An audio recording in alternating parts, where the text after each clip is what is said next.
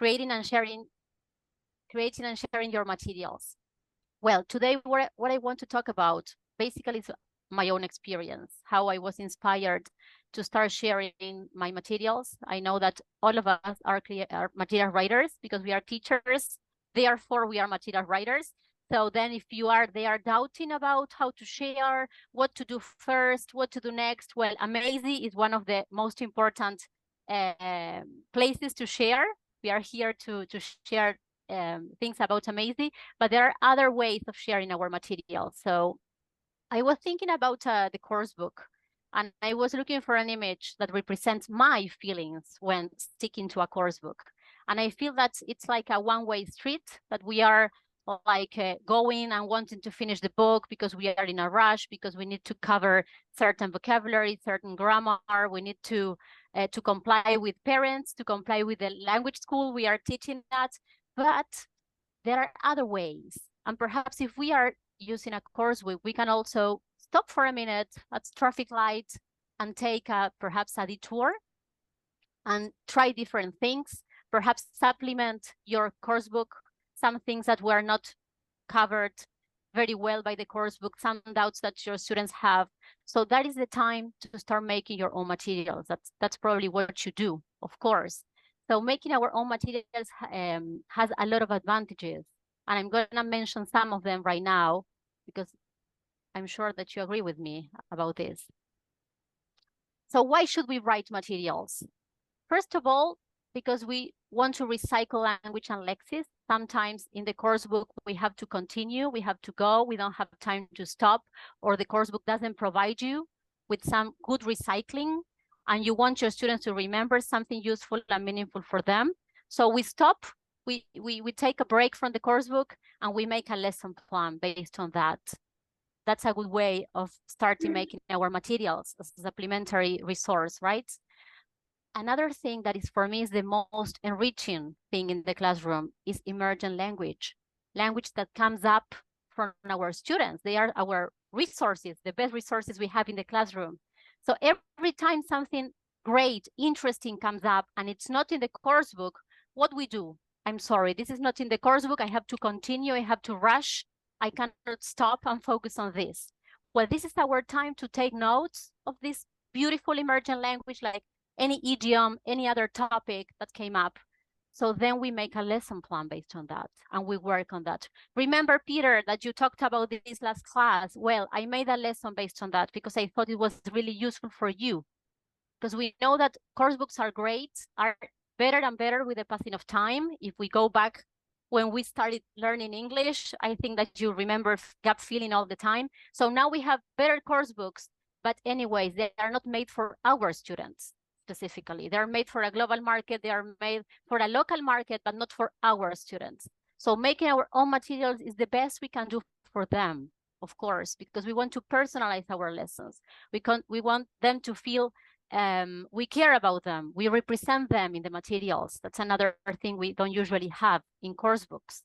We don't feel fully represented by our course books or included. And apart from that, in my opinion, in my experience, making my materials boosts my creativity.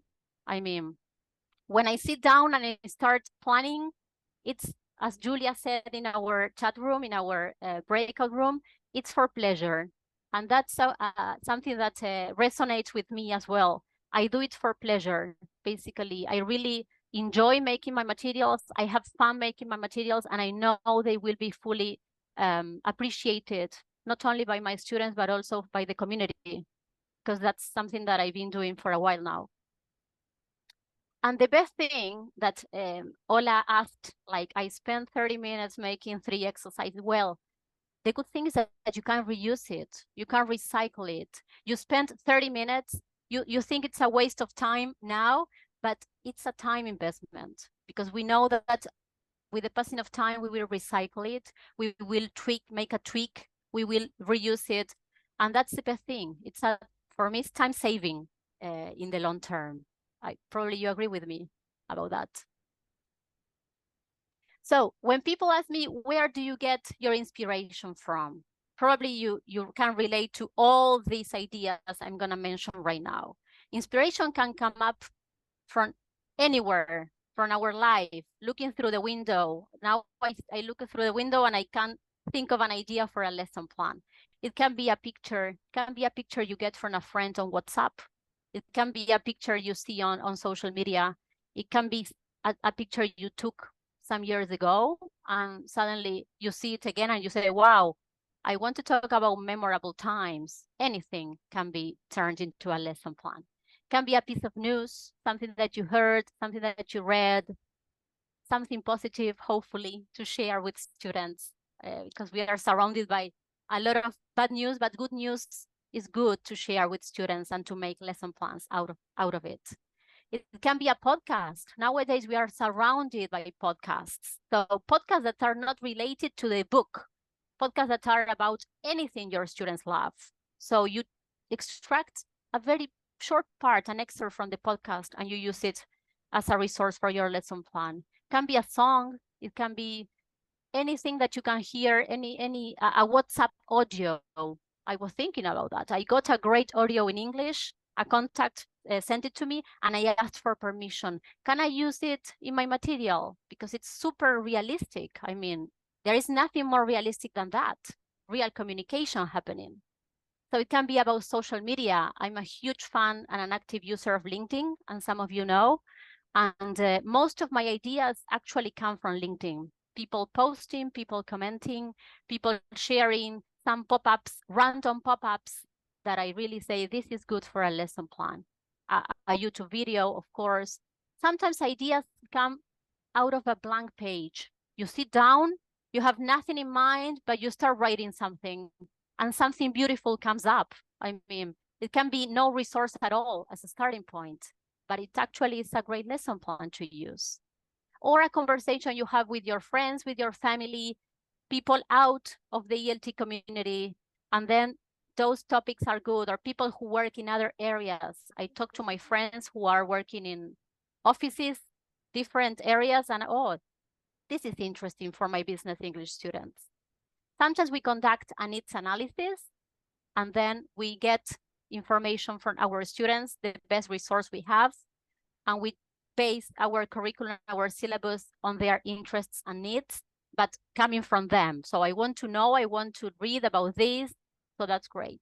Or last but not least, the course book. The course book has great images, high quality images, good texts that perhaps they want to explore the present perfect, and we can squeeze it in a different way. So I took the same text from the course book, but I want to focus on this. I take the audio from the course book, which is really good. Sometimes it's more realistic nowadays than before. Before it was like prefabricated and not too realistic, but nowadays the audios from the course books are great to work on connected speech. Now they provide more accents, so you can focus on certain accents your students struggle with. So the course book is a great starting point for our supplementary materials, in my opinion. So I'm not a technology person. I talked Praham before, sorry for my pronunciation, because he's in IT, and he was telling us that he's not a teacher actually, but he wants to see how technology works in different fields, which is great.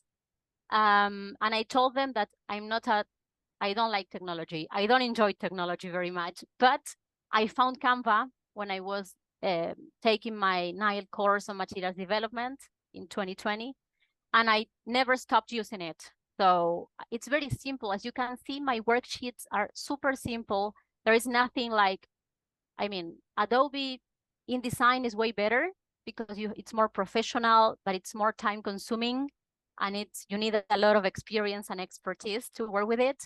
But Canva is super user friendly. I'm sure most of you use it for your projects and works. So you can see that you can use different templates, you can use different fonts, you can make mind maps, you can work on images. I work with the free version, which is good, but nowadays things are getting, I mean, you need to upgrade if you want to use most images or most different templates.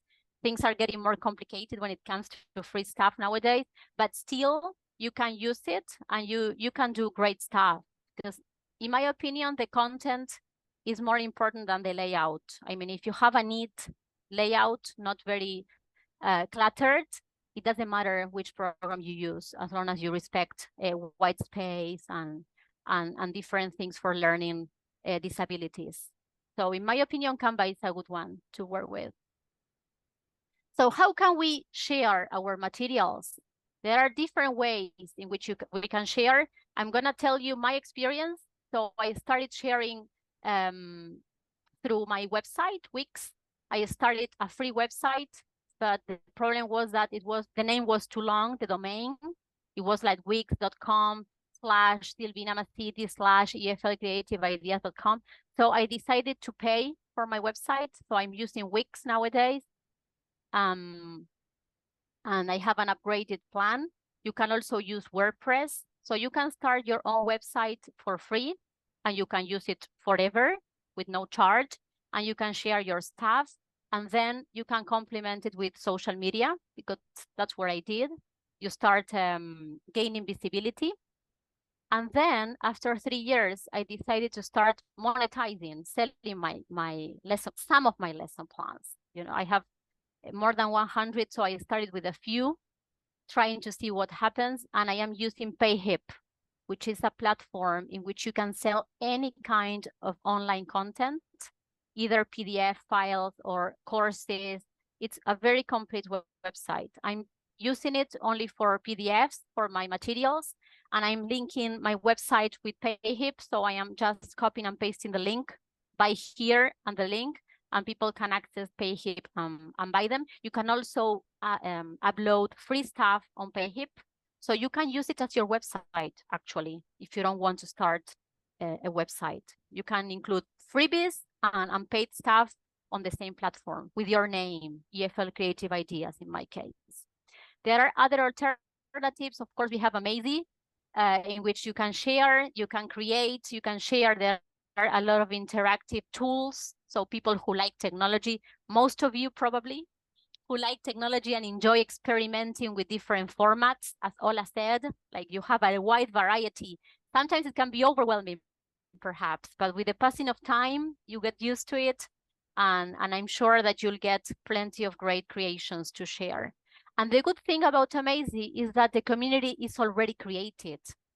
So you don't need to start from scratch. You don't need to start your own thing. You can be there and you can start posting on a regular basis, and people know you, get to know you better than starting a website. So that's something great, because the community is already made by Kate and her team. So that's really an advantage, I think, to take advantage of. Then we have Teachers Pay Teachers, which is American. Many teachers worldwide share their lesson plans there. It's also mainly for American curriculum, but there are a lot for ELT or for ESL. There you can sell it in dollars. I don't know whether it's available worldwide. I think so. And Eduki, which is a Spanish platform, and you can sell your stuff in euros. So you have two options there in case you're interested. Well, my tips, what I did till today, what I've been doing, connecting with teachers. These events are great ways of connecting with teachers, with materials writers, teachers who became material writers, or material writers, like prestigious material writers. LinkedIn is one of the top social media platforms to connect.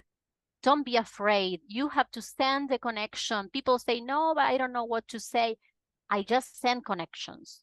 If they don't want to accept me, it's okay. But I usually send plenty. I see something similar, the profile, and I send connections and requests.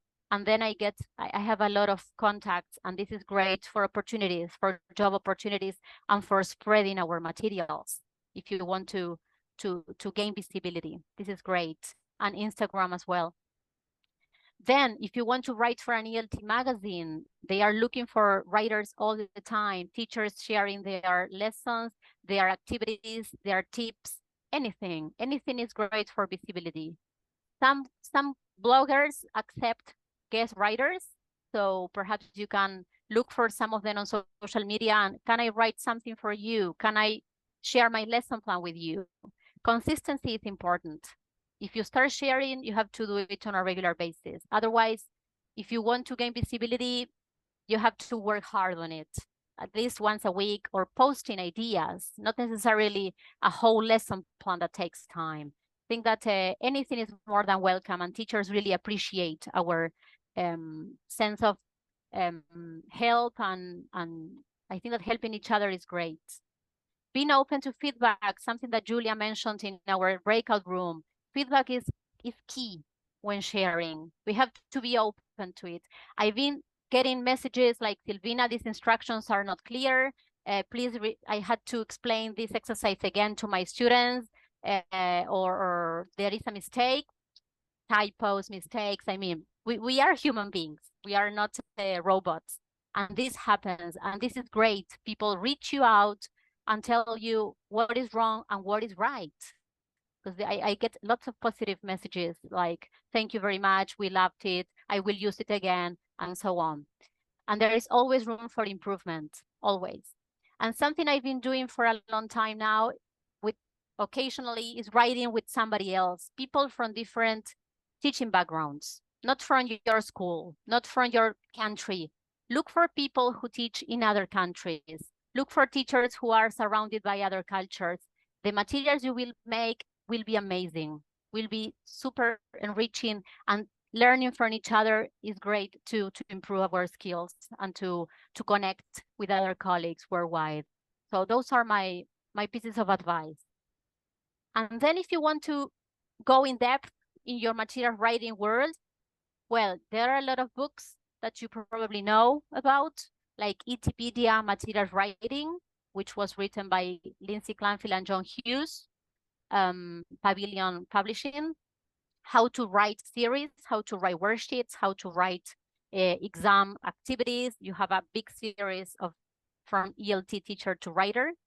Blogs, plenty of blogs like Peter Clements. He gives tips on how to start writing materials, on how to get into material writing professionally, and a lot of things he does. He's wonderful. You can follow him on LinkedIn as well. Podcasts, material writers speaking, ELT CPD, TESOL Pop, Spawn Chats, people from our field speaking about different topics. Then you have a course. There are 2 courses on material writing at this moment. One is by Catherine Bilsborough and John Hughes, which is starting in October, online course. I think it's a 10-week course. You can find out writingeltmaterial.com. I don't get paid for this advertising, but I just want to share, just to clarify. Nile course, material development. This is more academic, but and there are more experienced writers, because I took Nile course in 2020, and then I took John Hughes course. And in my opinion, I think that Nile course is more academic. So if you want a more practical approach, perhaps you should lean towards Catherine and John's course. And finally, if you're not a member of IATEFL, you can join. You have to pay a yearly fee, an annual fee, and you can be part of a material writing group. So that's another option. Well, this is it for me. So you can connect with me. You have my LinkedIn there, my website, my Facebook, and my Instagram account. Okay. Well, I think that I was fine with the time. Too fast, actually. No, it was amazing. Just so many useful tips, really. Even for me, for Amazy future development, I was like, okay, I'm going to use this and I'm going to use that. Thank you so much. Yeah, and by the way, Nile is destination #1 for many ESL, ELT teachers who want to have some like personal improvement, personal development, and professional development. This is one of the top universities, institutions for teachers. And last year I went there and I met Tom, the head of Nile, and they actually, I think this year, maybe they have already included Amazy into their program for materials writing. So congratulations. if you happen to be there, remember that you come from Amazy community and you have some part of Amazy is already there. Yeah. So let's go to the chat first, and we have some question from Valentina in the chat. Could you please name some ELT magazines? I think that Modern Teacher is one of them. Modern Teacher. Modern Teacher. Probably some of you know about it, and you can correct me if I'm wrong. Yeah, I know it's that actually many Modern English Teacher. Yeah, they are. That's why I was wrong. Thank you. modern English teacher. I don't know if it's Pavilion as well, I think. The same publishing house as the Wikipedia. Really? I Could you think please type them so. in the chat if that's okay for you, just for us to save I it? don't want, they are your modern English teacher. Pavilion is the name of the publishing house. I think they're in charge of the magazine as well. I think so. Right.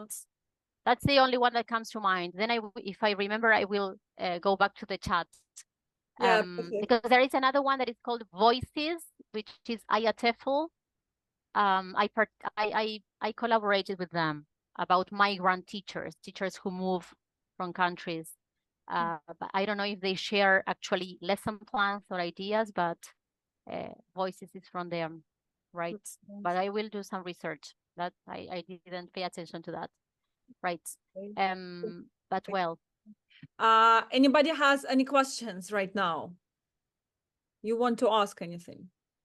Because I have a list of questions. If you don't have any, I will start with mine. Right. Okay, let me start then. And if you have some questions while I'm asking Silvina, maybe you put it in the chat or just raise your hand and unmute yourself. Sharing. Yeah. Hi, Rachel. Rachel is already here. So we still have some 10 minutes for Q&A. So Silvina, my first question would be about, we all know that like creating materials, it's a beautiful thing, right? It's super enthusiastic, creative, and it's inspiring. But we always have curriculum, right? Because even if you do not work for a school, you collaborate with people, and you together with your students, you put some goals, and like the final goal, you have some students journey, learning journey, and you have some map, right? Roadmap where you go. How do you balance between creating the materials for personalized education and some curriculum and the curriculum journey for your students? Well, it all depends on the school you work for. In my case, I'm a freelance teacher, so I make my own balance. But I also work for an academy, and we have some books. So depending on the needs, I don't have a rush to finish the book. That's the advantage. So depending on the needs my students have, I stop with the book. I pause it for 1 or 2 lessons, and then I use some other material. Not only my material, I use plenty of materials from other colleagues who share online. So probably it all depends on the pressure you have on you and the school you work for. So perhaps I'm not the best to answer that, because I work by myself most of the time, but I understand. That's why I was talking about this course book, and you cannot stop, you cannot make a detour. It's difficult. So, but at least not a whole lesson plan. We are not talking about a 1-hour lesson plan. You can make small activities. I mean, it doesn't have to be a whole lesson plan. That's great, actually. Yeah, because in my in my head, it was only about lesson plan or a course. The whole thing. I didn't think about one small materials can be one activity that you create and you personalize. As I said, you can use the audio from the book again, but from a different perspective, or the text again. I mean, you can really squeeze the course book. Course books are getting better. So your own activities based on those resources. So but not a whole lesson, perhaps. If you work with an individual student who has some like final goal, for example, be prepared for IELTS or be prepared for a job interview, what do you usually do? How do you usually plan your curriculum with them? Because it's also important when you teach freelance. Right. Yes. Well, we have a plan, we have a goal, and I'm planning each class based on their needs, of course. And sometimes it's mainly speaking, and you prepare a whole lesson plan, and then you end up using just the first questions, and the class takes a different direction, and that's okay. I mean, I'm not a very structured person when it comes to lessons. So I make them because I know there are other teachers who need this roadmap, who need to follow each activity like chronologically. But in my case, perhaps I spend the whole time on the first page of the lesson. So I'm not the, So I think that experienced teachers are more like play a little bit more with materials, Yeah, exactly. Right. Thank you, Silvina. Thank you so much. And one more question from the chat. Do you have any tips for recycling lessons? Do you have a system? Perhaps you can choose some vocabulary, some key vocabulary, and use it in a role play the next class, or write a story I don't know, write a story using these words, or you have to invent a dialogue and you have to include these kind of lexis, for example, in a more communicative way. I don't know, like, Yeah, yes, that's perhaps, beautiful. yeah, something like that. Yeah. Yeah. And one Yes, question, Julia. Yeah. Julia. Yeah, There is Julia. a contest now, Julia. Julia probably knows. There is a contest now to share materials. Oh, It's a competition, right? Brian Tomlinson is making this, organizing it. So you can, Sandy Milling, I don't know if you follow her. She shared the instructions on LinkedIn to participate in a contest. So you can make a lesson plan. You can be a team. You can be with another person and make a whole lesson plan with theoretical background, like supporting your ideas with theory. And the deadline is December the 31st, I think. So if you December. go, yeah. Oh, we So there have is plenty of plenty time. time. Yeah, Yeah. perfect. So it will be published. There is an award, or there are some awards that you can get, like money, pounds, but then also it will be published in the humanizing. Sorry, I'm very bad at names, but Julia has it there. Humanizing language teaching. That's right. So it's Brian Tomlinson's project. But Uh, yes, One Stop English, Paola. Yes, same thing. They wow, have so a many competitions. I think competition. Amazy should also have a competition for lesson plans, maybe. You should do that. Yeah, that's definitely a good one. Very nice. Yeah. Also, by the way, Some, Silvina, how do you usually find people to collaborate on lesson creating together? And how do you usually collaborate? Do you have like a shared Google Doc, or what is the platform that you use for lesson creation? yeah. Google Doc, Mm-hmm. a Google Doc, and the people are from LinkedIn. Mm-hmm. So we share a doc and we share an idea and a topic, and we collaborate together on doc, and then we make it on Canva and put it on my website and share it on social media. That's good. We don't sell those ones because it's a joint. And Mm-hmm. then I took a course on task-based learning recently, TBLT, and I made a lesson plan, and I gathered some audio, WhatsApp audio files from friends of mine, and I used, as I said before, I used those audio files in my lesson plan, in my material. So if you can ask your people you know who speak English to make recordings for you, the more natural, the better, of course, because if you tell them, I want you to use dyslexic, I mean, it won't be that natural, but you can use any kind of resource in your lesson plans. I mean, those are great listening activities. And if you know people with different accents, with different Englishes, we have to take advantage of that. We need to expose our students. That's amazing, Silvina. This is such an amazing idea, because I usually ignore all these, voice messages, and I hate it so much. I usually ask people, please do not use voice messages, but now I'm going to change my strategy. Well, ask for permission first. Yeah, don't get into trouble, because perhaps they don't want you to share it, because I usually post everything on the website and people download it from anywhere. So you have to ask for permission. Very nice. I don't sell materials using those, but I share them for free. And it's great because the exposure to accents is amazing. We should do that more often. Very nice. Yeah. Okay, so if so. we don't have any more questions, I think it's time for us to move to the next speaker. And this is Rachel. She has just joined us. Silvina, thank you so much again. And hi, Rachel. Rachel is an inspiration in the community of teachers, because like for me personally, she creates unique content, because this content is made for medical professionals. For me, this is something from the other universe, and I love it so much. It's so interesting. So Rachel, please introduce yourself a bit, and yeah, let's start. Okay, great. So thank you, Kate, for inviting me to do this. I usually like to stay behind the scenes. I like creating content and staying quiet, but Kate has been a wonderful support since I started using the Amazy platform to share some of my medical English lessons. And so thank you for that as well. And if I start by sharing, let's see what I've got. So this should, okay. can you see my screen? Yes, yes, we can see your screen, Rachel. Great, lovely. So, oh, apart from I'm starting from the end, aren't I? Right, let's go back to the beginning. Okay, so just a quick, this is what I do. Okay, for those of you that don't know me, I share medical English lessons on Amazy.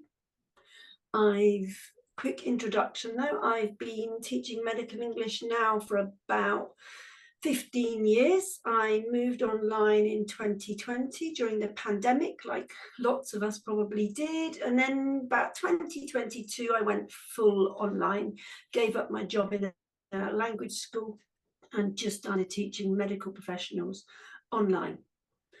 And then at some point I found, in 2023, I found Amazy, which was brilliant. So I could add medical English listening lessons to my packages that I was offering.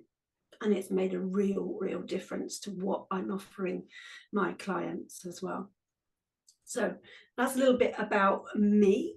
And I'm a former nurse, if that makes any difference. So it helps with the medical English. So that's why I decided to choose this niche. But what I'm doing today, it would work with any niche. Okay, so if you're teaching law, for instance, or mechanics or IT, I think Amazy and the listening lessons would work really well for any niche that you decide to do. So so what I'm going to do today is talk about maybe the why I do this, why I create these listening lessons, who they are for. You'll notice that a lot of them are C1 and C2 across the screen, and how I create them. Okay, so moving on. All right, so international doctors mostly is the audience that I'm creating for, and they are people that want to relocate, connect with the medical community, but mainly they need to understand natural English not found in course books. And I know you've just done a session on course books, but the main problem that I had is that what they needed wasn't in the course books. So I was getting doctors that had already arrived in the UK. They'd passed exams and they got here and they contact me and they would say, I don't understand anything. I don't understand my patients. I don't understand the people I'm working with. And I wanted to change that. I think we can change that before they actually arrive here, everybody, if we start giving them some more exposure to natural, messy, incorrect English with lots of accents. So, and that means moving away from those course books a little bit. So that's who I create for. What I create are quite short lessons. If you go onto Amazy, you'll see that most of them are 15 to 20 minutes. It's because my clients are really busy people. So that's one reason. The other reason is authentic C2 level texts are really difficult to listen to. So I know that they are going to listen to this, 2, 3, 4 times to be able to decode what they're listening to. And there's a big focus on connected speech within my lessons, because that's what they need. And the reason, as I said before, one is that they were arriving here not being able to understand people. They often had what we call spiky profiles. So they're really good at reading because they read lots of academic journals, medical journals.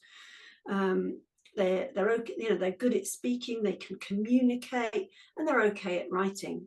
And most of them thought they were okay at listening until they arrived or until I did an assessment. And what had happened is the course books and the exams that they take, so OET or IELTS, give them a false sense of security and ability because it's not natural. So they think they've got great listening because they can do the activity in the book. But when they're faced with, you know, people from the West Country or people from parts of Scotland or the north of England, who don't actually slow down like teachers, then suddenly there's a problem. So I also needed to give them an exposure to a wider range of accents. So that's sort of the why I did this. I think what happens, you see, when they arrive here and they think their English is great, and then they find out it's not, you've got these really highly qualified, experienced, you know, talking about intensive care consultants, orthopedic consultants, they're really at the top of their field, and then they arrive here and they don't understand people, and it's a real impact on their confidence. And obviously there's a safety element as well within medicine. So we needed to do something about that, and there were no materials. There really were. When I started looking there at this level, there are really no materials. If somebody wants to put me right and point me towards some wonderful materials for C1 learners of medical English, then please do so. But I did have a good look. So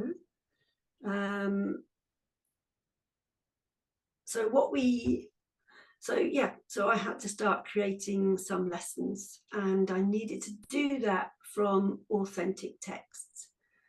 A word of warning, it takes time. It's not quick. I think I had a chat with Kate a while back, and she came and talked to me about Amazy and interviewed me, and I think she asked me how long it took.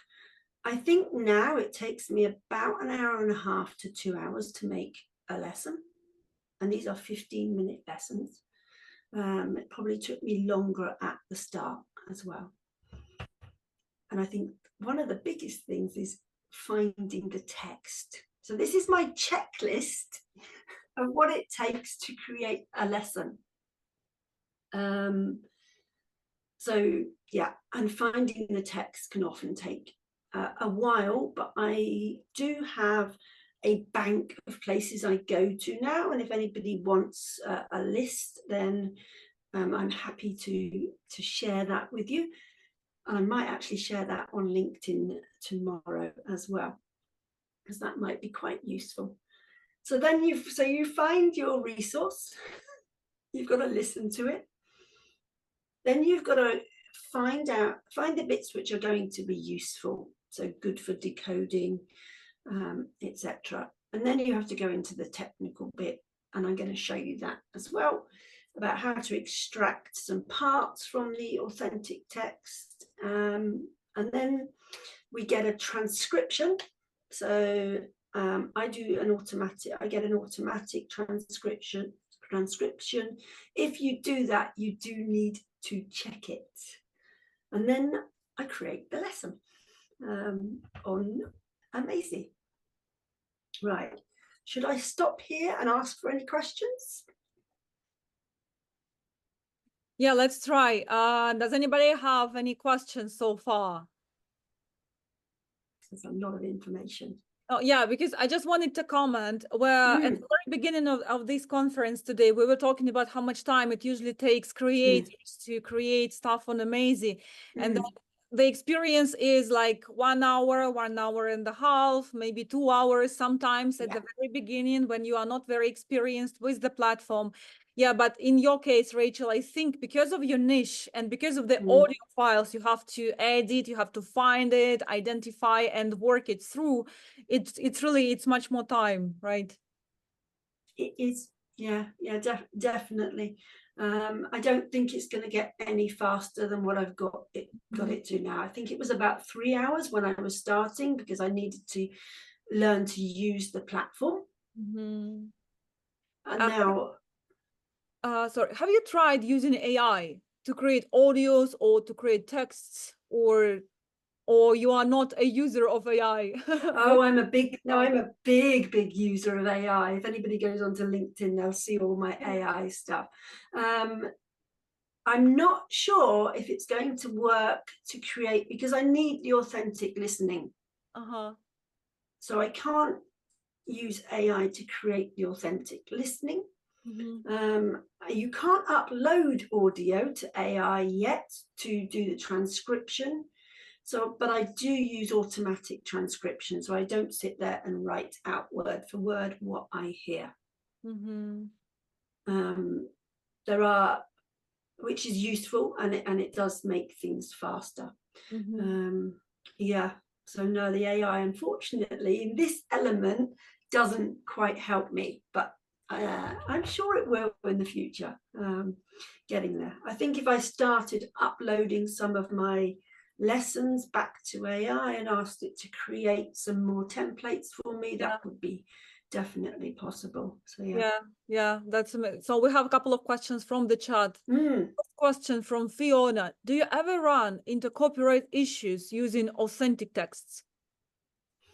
Good question. Generally no, because they are all publicly available. And the other thing I do is if I use them, I put a link on Amazy back to the original, to where I've used it from. I think also with copyright, you can take very short extracts of anything. So I'm not taking a whole video ever and uploading that. We're talking 30 seconds, 10 seconds, 8 seconds. So no, so far I haven't run into any copyright problems. Thank you. Good Another question from Eliza: could you suggest a couple of websites where you usually find authentic listening materials? Is there only medical materials in those websites? Maybe your top 3. Or my top 3 for listening materials, and we're talking the authentic text, not the ready-made lessons. Yeah. My top one that I always go to is a place called GPs Behind Closed Doors. Rachel, could you please type it in the chat so that they can see that? There we go.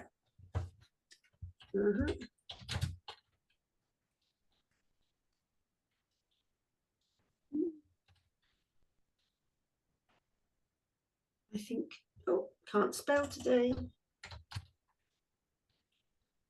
And you can find these on YouTube as well, or Channel 5 in the UK.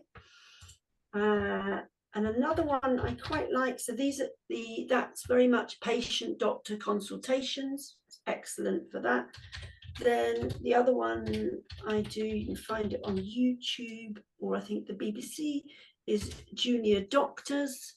So that's very much more hospital setting.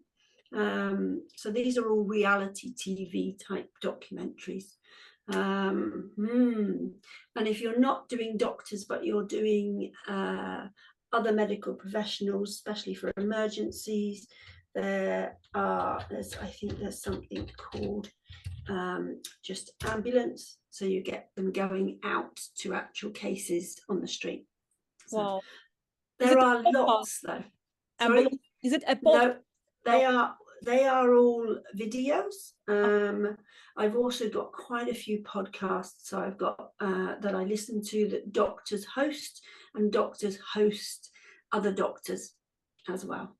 Wow. So yeah. If you're on LinkedIn, then I was thinking today, then maybe I'll post a whole list tomorrow. And I've just seen the other one about international medical conferences. The best thing there is to go to whichever. So if you were looking at a medical conference for gastroenterologists, would be to go to one of the gastroenterologists' websites and then look for the conferences there. Either that, or on LinkedIn, you will find them announced really, really regularly. And often their websites will share some of their links to their conferences, so you'll be able to go and watch those and extract a little bit of material. So really good for presentations as well. Right, were there any other questions that I missed, Kate? No, I guess that's it for now. Thank you, Rachel. Let's continue. You're always full of ideas. I'm always amazed with that. Thank you so much. Yeah, let's continue, please. Thank you. Right, so I think the next page actually covers a little bit of this. So yeah, the text I'm looking for is medical content, documentaries, reality TV, podcasts. Netflix is another one, full of sort of medical documentaries as well as sort of the reality TV. I'm looking for natural speed, blended sounds, fillers, all of that stuff, redundancy. And look at the bottom one, I'm looking for even errors, because proficient speakers make mistakes. And those are not always easy if you're a learner to understand that we've just made a mistake. So it doesn't, our grammar doesn't sound like the course book. I've just been up to Scotland, and there I constantly heard the missing of auxiliaries. They just didn't use them. They make questions with no auxiliaries in them, and they all understood each other.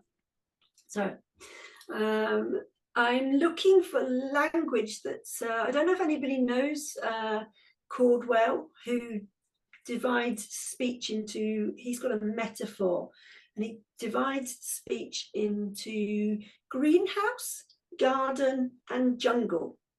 So greenhouse is the language that we find, so all the plants are separated. So it's the language that you find in a dictionary, in an online dictionary. When you want to listen to a word, you click it and it sounds perfect. The garden is a little bit like the language we find in course books. It's there together, but it's all beautifully organized and relatively easy to understand. We're not going to get lost. Okay. And then there's the jungle. And that's the natural language, which is messy. There's no clear path, and you've got to work your way through it. And what I think we are doing for our students is we're sending them to the jungle without any tools. We are not equipping them for the jungle. And it's our job as teachers to equip them for the jungle. So, I don't know, give them a tent, give them some shoes, give them the things they need to survive. And as teachers, what it is giving them the decoding skills, giving them exposure to the language that they're likely to face. So yeah, that's what, and that's what I am looking for when I'm creating these lessons. So this is, so after I've found my wonderful text and got lost listening, distracted listening to lots of other texts that I don't need to listen to, I then have to extract it. I use a tool called Audacity. It's free. It looks a little bit complicated, comes with a zillion features that you will never need, but it does allow you to take any text from any website on the internet, and then you'll have a ready-made MP3, and you can cut really small amounts from the text. So you don't have to record it all, but you can record a couple of minutes, okay, and then you can chop it into pieces, because on Audacity I often put out even 8-second recordings. So that's what I do. And then after I've got that, I then have the audio, and then I upload it to a automatic transcription. So I use Happy Scribe, but there is also Otter. There are many out there now as well. Lots of them with, you know, some free time as well that you might not have to pay for. Then when you've done that, you have to then read the transcript and listen again, because some of the transcribers now, they correct errors, they add missing words. So I might have my Scottish speaker missing all the auxiliaries out, and the transcriber puts them back in for me. We don't always want that.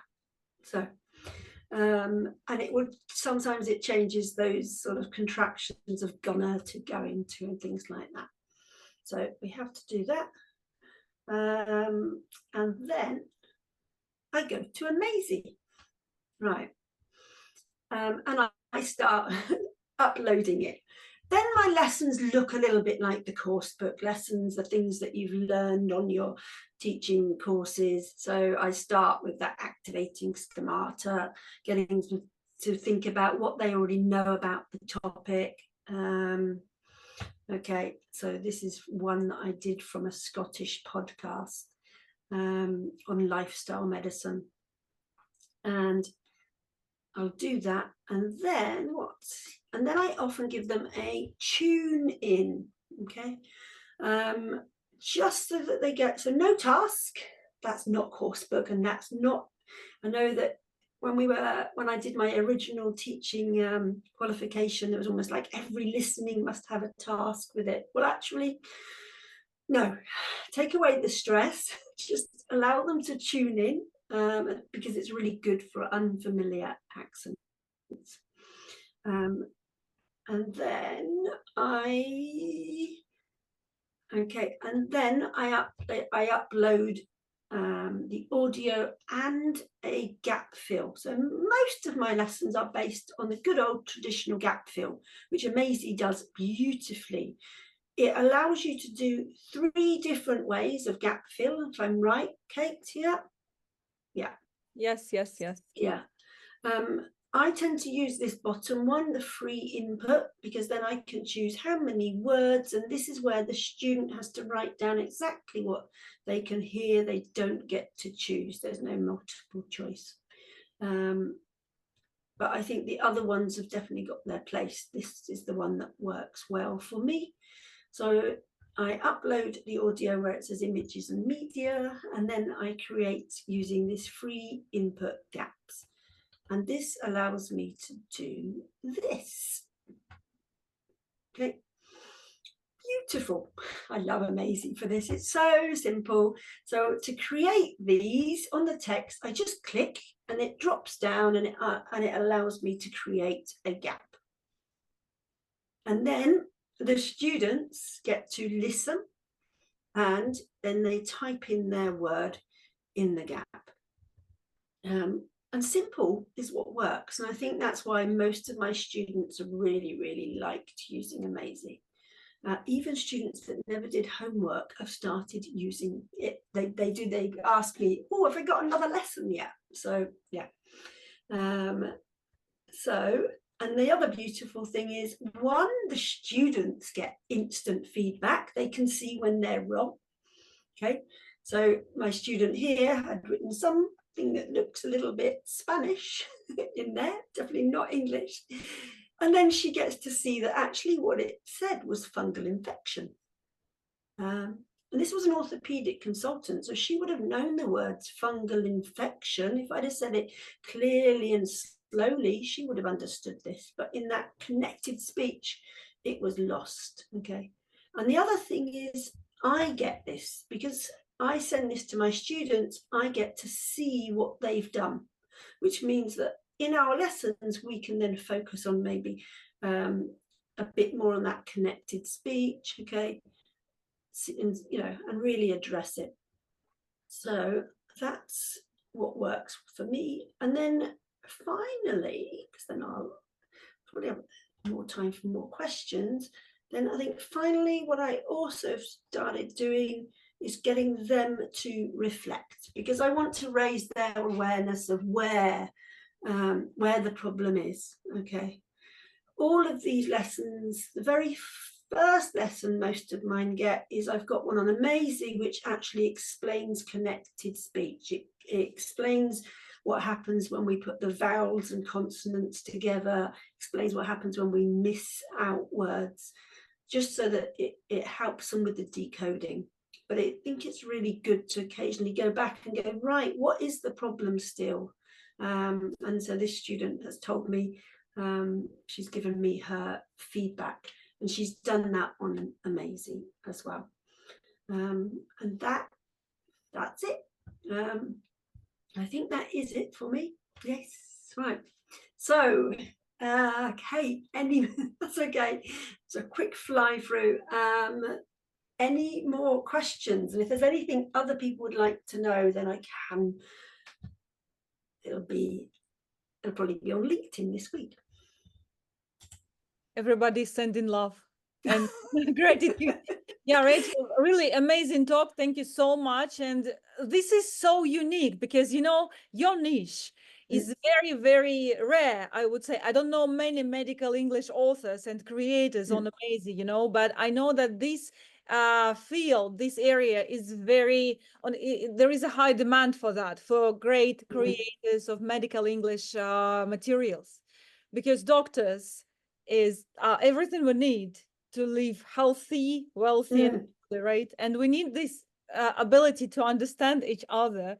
I know that it's very difficult when you relocate to another country, specifically the UK, go to the GPs or like, and you're trying to explain different symptoms. It's very difficult. You are like an English, I mean, like if your English is okay, as you think, but when it comes to medical topics, you're just trying to survive, you know? Yeah, no, 100%. Yeah, it's definitely not easy. There is a need for it, and there is a need for that higher level. There's a lot of material out there for the lower levels learning medical English. And but sorry. No, go ahead.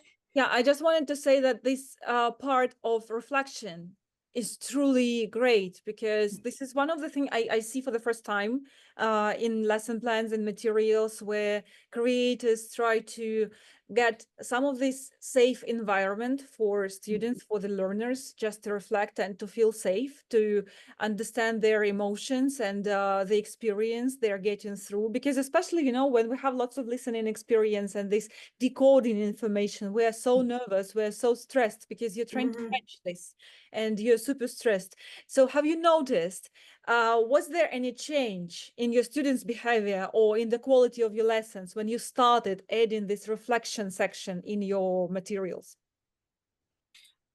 Good question. I'm not going to say that I'm 100% sure, but what I have seen a difference in, because I get all that evidence from Amazy when they fill it in, I can then go back and sometimes I send it to them.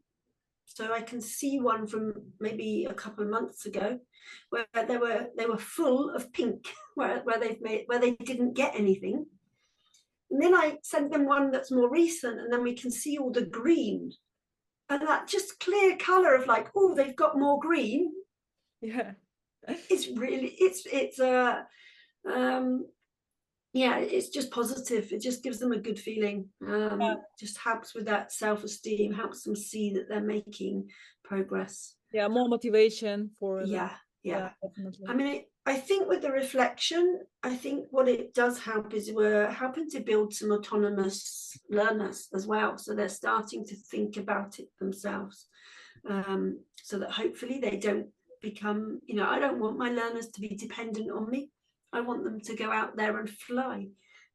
So I think if we can put those questions in, that in real life when they're having problems, they can stop and go, oh, wait a minute, maybe that wasn't one new word that I've just heard. It's 3 words that I know, and it's connected. So, yeah. Thank you, Rachel. Thank you so much. If we don't have any more questions for this talk, then let's move on. And the next speaker is going to be talking about one of my favorite topics, actually. It's not only about teaching, but it's also about making more income, making more revenue when you teach, and a bit of how to organize your educational business. Because I'm also, I have this experience of having your own language school, and I know how hard it is sometimes. So I'm always super interested in presentations about this similar experience. So now we have Yulia, and Julia is going to be talking about the power of asynchronous experience and asynchronous learning. So yeah, let's say hello. And Julia, would you please introduce yourself, share your screen, and let's go. Good afternoon, everyone. Just 1 second. I'll share my screen in a moment. Now, do you see it? Yes, we do. Yeah. Okay, good. So my name is Yulia, and it's a pleasure to be here today. I'd like to take a moment to introduce myself first. So I've been teaching English and Russian as a foreign languages for the past 7 years. I'm also a teacher trainer and the owner of an online school called Fluent School. And today I want to share with you a development we made 2 years ago. We introduced microlearning, asynchronous microlearning to our students, and it has quickly become one of our most profitable programs. Then the question why arises? Why weren't we satisfied with 1 hour classes? Unfortunately, we have faced some issues with it. Well, the first one is that students get ill quite often, or they go on holidays, and that's why they cancel or postpone classes, and we lose money, they lose their knowledge. Besides, teachers sometimes can get ill or go on holidays as well.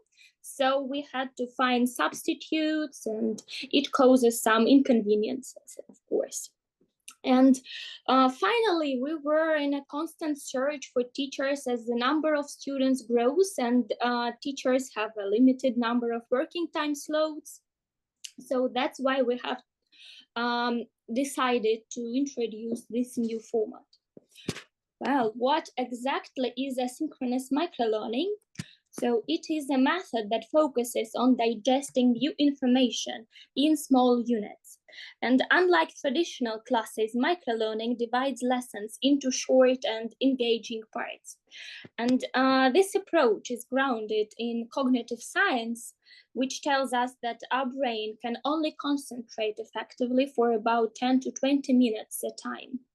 And after that, our mental energy shifts toward maintaining focus and managing distractions, but not the lesson. So by encouraging our students to study for just 15 minutes at a time, we help them to achieve this balance of maximum efficiency and minimal mental effort. So students engage with the language daily, and it reduces the chances of forgetting the material. Now let's take a closer look to how microlearning works and its structure. So each month is dedicated to one specific topic, as you can see it on the screen on the right. So students complete 4 lessons per week independently. They submit their assignments to the teacher, and the teacher provides valuable feedback. 1 lesson takes about 15 minutes to complete. Each lesson in a week is designed with one clear objective. So for example, like reading, grammar, listening, writing, and of course, all stages of a traditional lesson are retained. Then speaking practice is also embedded in every lesson. Students record their answers to oral tasks as voice messages, and it allows them to enhance their speaking skills even in asynchronous format. At the end of the week, we offer students a quick video chat. This opportunity to practice spontaneous speech related to that week's topic. And the video chat is optional though. Some students prefer to study completely asynchronously, others enjoy live interaction with the teacher and at the end of the week. Also, at the end of each topic, we incorporate a test to track students' progress, and the results are sent to the students, of course, and teacher monitors statistics to ensure the effectiveness of the classes. The advantage of microlearning that it can be delivered through any messenger like WhatsApp, Telegram, Facebook. You can easily share lessons in PDF or doc format, or use specialized educational platforms like Amazy. And these platforms have the advantage because they have automating assignment checks, and it allows teachers to focus only on evaluating oral and written responses. Then you might be curious about the cost of this training. And in our school, it is equivalent to one full 60-minute lesson with a teacher. So what benefits have we seen from the introduction of microlearning? Firstly, with fewer contact hours, our teachers have more free time to enjoy life to the fullest. Then there is no loss of income. So classes do not need to be cancelled if a teacher gets sick or travels, and students can still access lessons even if they are unable to attend classes at a regular schedule. Thirdly, we experienced growth in our income as we're not tied to specific times or locations. Teachers can manage more students simultaneously. Also, it is a burnout prevention, so the combination of synchronous and asynchronous sessions adds variety to the students and teachers' routines, and it greatly increases engagement of both sides. And lastly, for those who own your own school, so implementing this model is even more profitable because teachers are compensated only for checking assignments rather than conducting full lessons. So I believe that asynchronous microlearning not only elevates the learning experience for our students, but also brings like immense benefits to educators. Well, that was rather brief, so thank you for your attention, and I look forward to any questions you might have. Thank you very much, Julia. We have some questions in the chat. I will read this first one, and I also have several questions, of course, as usual. Yeah, so how do you provide feedback on students' recorded messages? Do you mean where or how? If like it's just how, where just and the same how. as in Where and how. just the same as yeah, when you conduct convenient normal classes, private classes, you just listen to the recording, take some notes, and then send the feedback to the student. So if you conduct this micro learning through Messenger, like WhatsApp, for example, you can send notes directly to the private chat. Yes, and for example, on platforms like Amazy, I don't know if you have this comment section on Amazy, but for example, on ProgressMe, for example, they do have the comment section just below the recorded, below the recording. So you just send comments directly there. Yeah, I think and probably on most of the platforms, they actually allow you to add some notes and comments, including Amazy and other platforms. Yeah, so you just simply add a note or a comment right behind or below the recording. Yeah, or just if there isn't any space to leave a comment, you can just send it to the chat. I think all platforms provide chats. Yeah. Do you have any more questions? I don't see any questions in the chat, so I do have a question. So first of all, this is a great opportunity, not only for a school, I guess, but also for a freelance teacher to scale using materials that are already created on a platform or in your own materials bank, right? So you can just launch your own asynchronous course and allow your students to complete all the tasks with the short sessions only for feedback. That's it. I think it's a great idea for all of us to think about in the next academic year and maybe try it. Another one. Could you please recommend courses?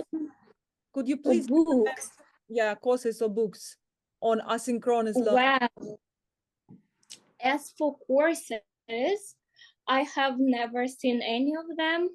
Maybe you could recommend, you could explore and recommend us something. But as for books, just Google on the internet things that are related to cognitive science, because it is about like how our brain works, and it would help you to create lessons in this format. Because as we discussed, by the way, during the networking session, and girls asked me about what is the most difficult thing about creating such lessons, and I said that the most difficult thing is to divide the lesson into short but effective part, this segment.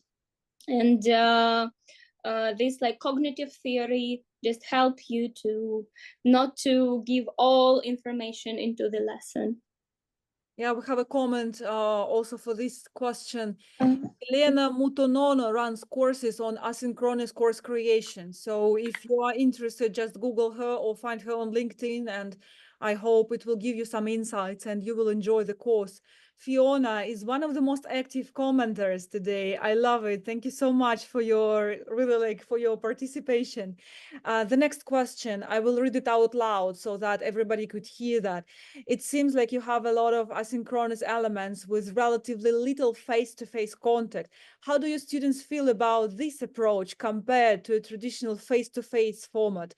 And how does their progress compare? Okay, thanks for the question.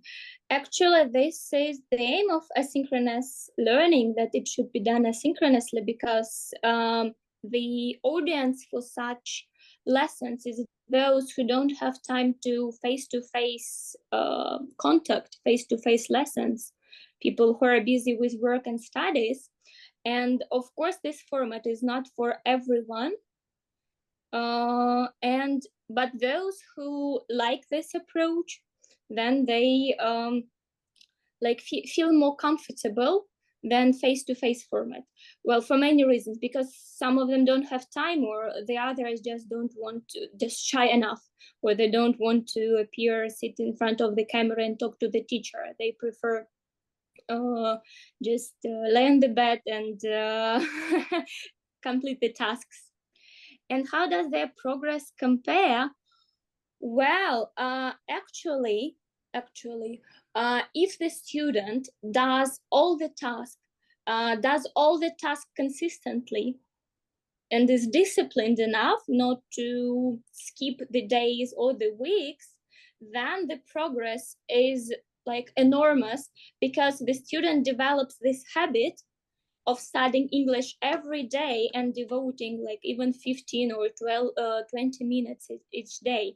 And it is more beneficial than those who just attend a 60-minute class one day a week and then forgets completely about it till the next week.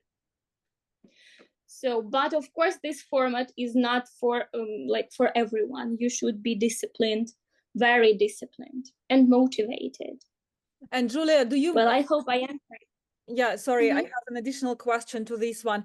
Do you give them any additional motivation, like, for example, a special prize or present for those who have completed all the, or I don't know, like, how do you motivate them? Do you? Yes, we do. Well, we do it on daily basis, of course, just encouraging them not to cancel the classes and skip the weeks. And for those who have completed like 3 months in a row, we give some extra discounts for the next 3 months. And we also share with them different lessons apart from like the general course, for example, on a film they like or on a book they like. And also we invite additional materials. Yes, some additional materials, yes, but not related to the general course, but something that is related to their personal interests, like their hobbies or just the favorite TV shows. Very nice, very nice. Okay, we have another question from the chat. How does it work with beginners? Is it more effective for higher level students? The asynchronous experience? Actually, it works with beginners, but not with true beginners, of course. With full beginners, it can work since they can read in English, it's good. And in this way, I recommend you to use inductive approach, you know, because like when students work on their own, they deduce different grammar patterns, vocabulary patterns on their own, and that's how they understand. They foster like deeper understanding and engagement in the tasks they do. And like with higher level students, it is definitely effective, because you can design just not only lessons on general course, but using more interesting, authentic materials like for advanced levels. You have just more like probably material. It's easier, I guess, for the teacher to create such lessons, and easier to find materials on the internet. But with beginners, it works like 100%. Yeah, one more comment. Yes, we're all used to think face-to-face is the best approach, whereas asynchronous lessons really have many positive and actually superior aspects. Yeah, many thanks for your inspiring talk, Julia. Everybody. Thank you. One more materials. Yeah, your own materials. Do you make your own materials or use course books? We make our own materials based on free resources that we find on the internet, like YouTube, TED Talks, different articles. But I guess the structure, of course, we look at the course books and see like how the lessons are structured, probably the content as well, the syllabus. Thanks, Julia. Yes, thank you, Julia. Thank you for listening and asking so many questions. Yeah, I probably have one more question. It's more about like business side of this. What have you noticed about your team, mental health maybe, and motivation and enthusiasm since you started using this asynchronous learning experiences approach? Well, we have only like 2 more teachers in a team, but they totally love this format because they have more free time and they do not depend on time slots, so they can check the tasks anytime they want, so nobody controls them and nobody is waiting for the immediate response from them. So they could do it after work, on weekend, just during night if they prefer it, or early in the morning. And I guess, and one of the teacher also said that it like added some variety to her routine because she has never done anything like that before, and she's used to conducting face-to-face classes, and here is a just complete different thing. Well, of course, we do have some parts of face-to-face because we offer video chats with the students, and some students like that. But it is just 15 minutes, so it is nothing. You can find time for it, and the teacher is also, they can conduct them from like anywhere. It's just 15 minutes. Yeah, very nice. Thank you so much, Julia. Yeah, I think this talk can actually motivate some of us, can inspire some of us to start our own educational businesses this academic year, or to enlarge, to scale as freelancers, right? So if we don't have any more questions, let's move on to the next speaker. Yes, I just wanted to say, like, if you have some questions, so you want to get deeper into this topic, you can just write to my email or on Telegram or WhatsApp in any messenger, and just I'll give you more information on it. So I'll be even happy to do that. Perfect. Please keep in mind, you can send your contacts into the chat, but also right after the conference this week, we will be sending the emails to all participants with some bullet points from speakers, the recording of this conference, and all the contacts of every speaker. So yeah, don't worry, we're not gonna lose each other after this event. Yeah, thank you, Julia. Thank you. Yeah, the next speaker is Valentina. Valentina, where are you? Yeah, I can see you. Can you see me? I'm calling you. Yeah, perfect. Yeah, Valentina is another inspiring person in this room. And I remember we were talking with her, I guess this spring. We had a chat on Zoom sometime in March, maybe April. And we were talking about her experience with materials creation and Amazy. And she told me her stories about how she actually uses different tools to create authentic materials for different kinds of clients, different kinds of students she has. These are the teenager groups and even cameramen. That was really like something unusual. And I'm always in love with people and ideas and unusual things. So it's my great pleasure to have Valentina today speaking. Thank you, Valentina. Please go ahead, introduce yourself, and I'm going to mute myself. Okay, so I'm gonna be sharing my screen if I can in a moment. I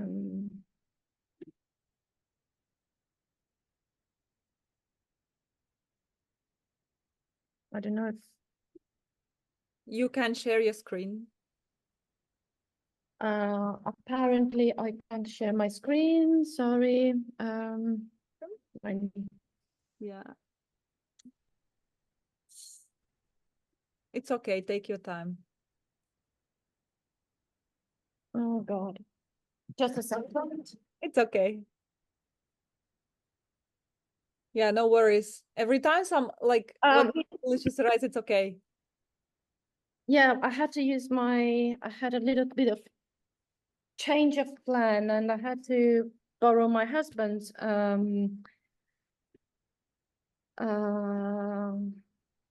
computer, but I'm gonna use if I can, I'm gonna multitask for a second. Just a little bit of introduction about me. Not that it's very important, but it's just to buy some time. So I've been teaching foreign languages since 2015, and I've taught Spanish and French in the UK. And I'm currently based in Italy teaching English as a foreign language.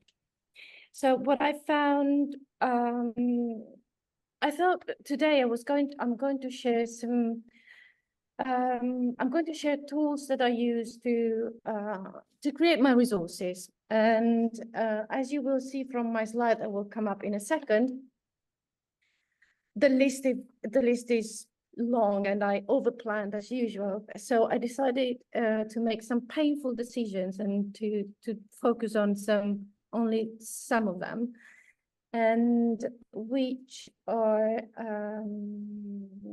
how to create text that can be turned into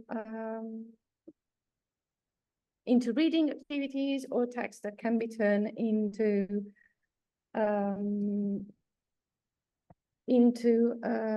listening activities.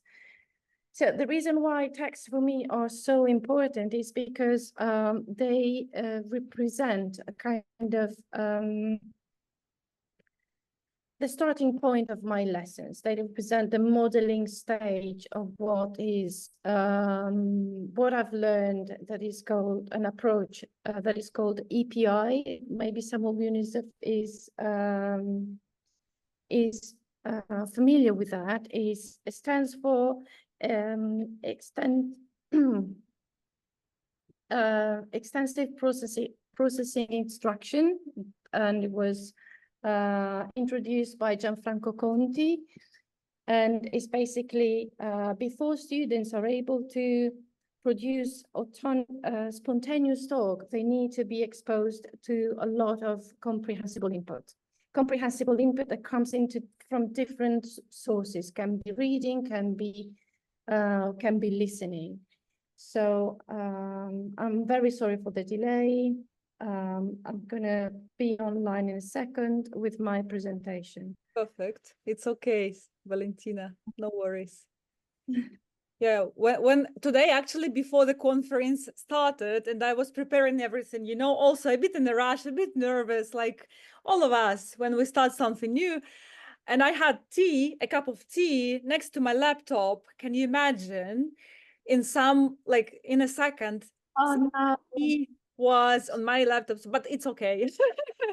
I mean, sometimes it happens and you just need to be relaxed and don't take it too serious. Okay. Still a second. It's okay. I prepared everything, but unfortunately I couldn't check if the sharing of the screen was possible, and I assumed it was, but somehow it wasn't. It's okay.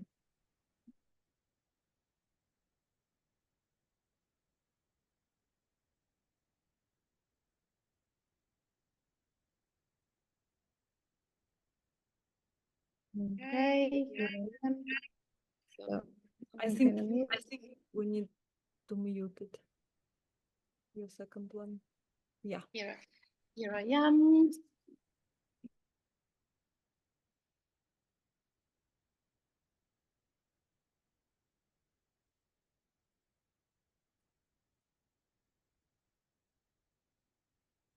Okay, can you hear me? Yes. Okay, good. Now I should be, yes.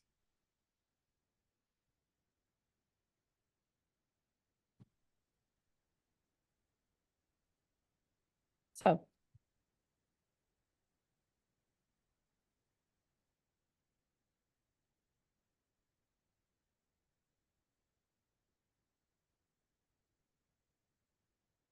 I like this interactivity. Is it genuinely, yeah? yes, generally, I was hoping for something else than hoja, papel y piedra, but it's fine.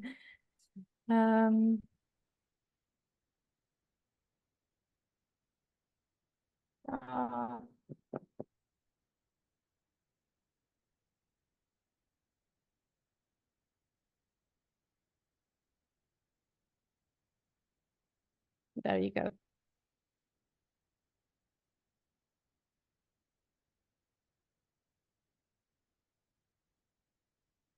So this will be really a short overview of some of the main tools that I use. During the previous presentations, I could hear some recurrent topics like recycle language and lexis. For example, from Rachel, the first thing you need to do, or we need to do to prepare a lesson, is find the text. So finding the text is, I think, it's the most important thing. So this was my plan, and together with other slides, but this is what I would like to show you briefly today.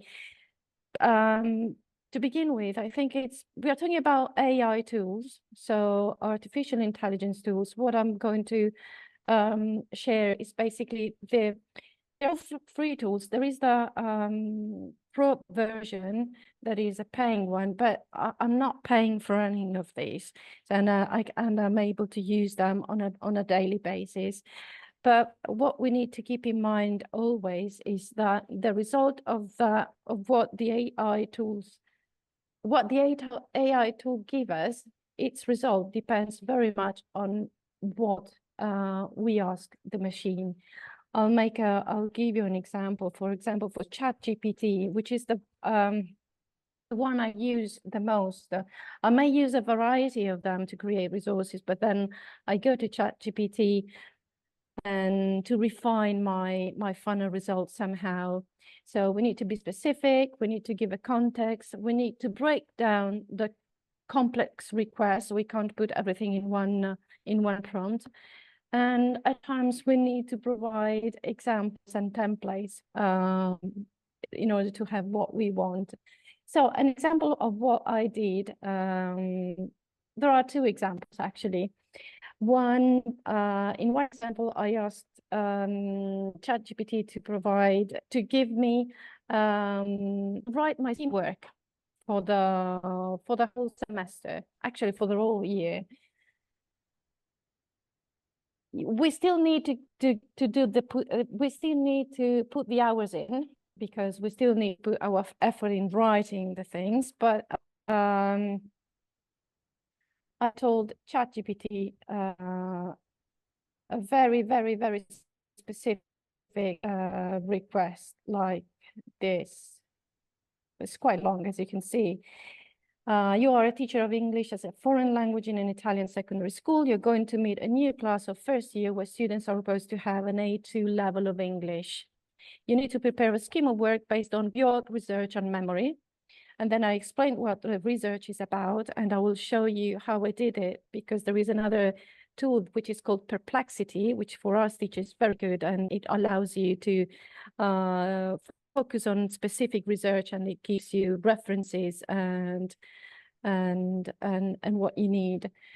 So what I put in my scheme of work, and ChatGPT created its the scheme of work.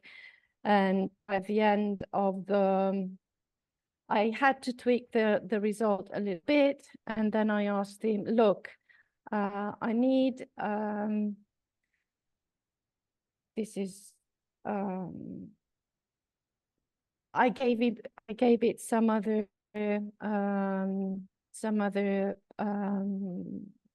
more specific details. And I told him, listen, I have to send it to the head teacher. Can you please put it on a table? And there you go, it did it. The other example where we need, as an example of how specific we must be, is this one. You're a teacher of English in an Italian state school, and students have a B2 level. Create a reading comprehension activity following Bloom's taxonomy, so that students can gradually engage in increasingly challenging questions. So this was very useful for me to create, to differentiate activity, as I had my, I did my PGC, my induction year, my in the UK, differentiation is a kind of keyword, so that I gave him a list, reading text, and then the machine provided me with the Bloom's taxonomy questions according to the Bloom's taxonomy, remembering, understanding, and so on. So this is just an example of how specific we have to be. Going back to the presentation, if I can. Okay.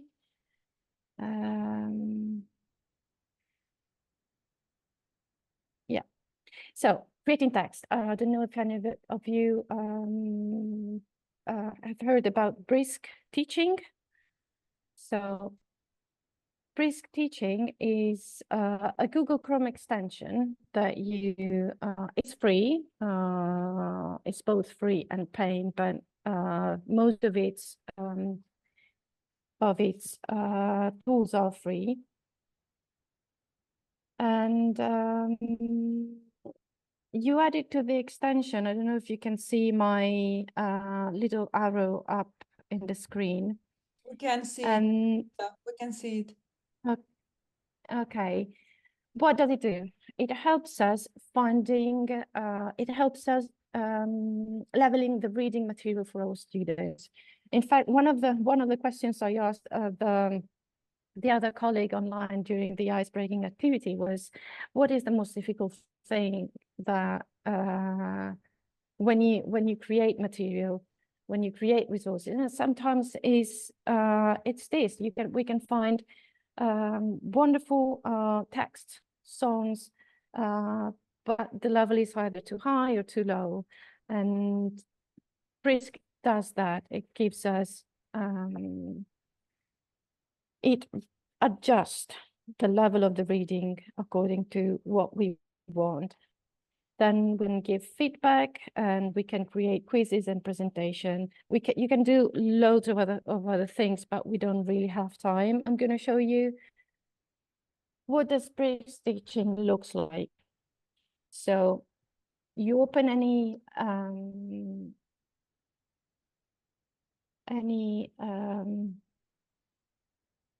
website, and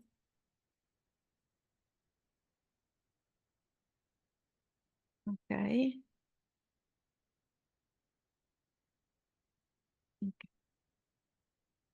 At the bottom of the website, there is this puzzle symbol. You click on it and you say, okay, I want you to change the level of the reading. So I said, it's US grades. Let's suppose that I have a 12th grade. It's English. Change the reading level. And a Google Doc opens up. And it takes its time.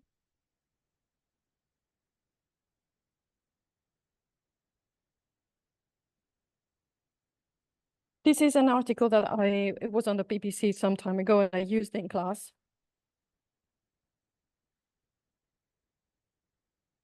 Basically, what it does, in order, I needed, because it's a BBC article and the level was quite high, I needed to adjust it to a little bit, to a lower level. So when it does that, it also sometimes shortens the text. So we still need to do the work. We still need to go through the reading, go through the article, wait until Brisk has finished, and then we see what it wrote is what we want, or if we want anything else. Do we want anything else? We can ask him, okay, look, make it longer, make it shorter, create a quiz, or create a lesson. Generally, creating a quiz is more like multiple choice questions. So what I do is copy and paste this reading, go on ChatGPT and tell ChatGPT to create, for example, open questions. This is, for example, one way to do it. Another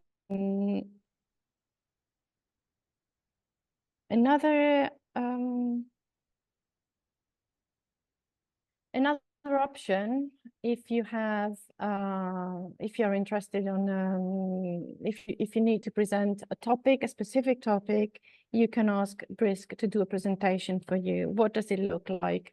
I'm not going to open a YouTube video, but I had to make a presentation for a Spanish lesson about the movida of the 80s. So I found this nice video from the Spanish TV, which of course was way too difficult for students. And I said, listen, I want you to create a presentation about this topic based on this video. And again, it created a PowerPoint presentation with the main points of the video. Giving feedback. This is another thing that I found very useful. And here I could use let's say I could use two tools at the same time. So I wanted to upload on Brisk, I wanted to upload a rubric. So Magic School is a good tool to create rubrics. I copied and pasted here what Magic School asks you. So I opened Magic AI, I clicked on generate rubric, I wrote the instructions that the students received, which are the ones that are in inverted commas. And I'm going to show you what it looks like, more or less. Sorry, Kate, because of this little problem with the computer, I completely lost track of time. So when I'm up to close to the 30 minutes, if you could please. Of course, but you have enough time. Don't worry. I will tell you when. Okay, thank you. Thank you. So the rubric that I created looks like this.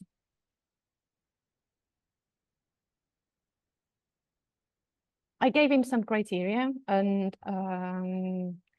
focus on content, language and vocabulary, organization and structure, length and completeness.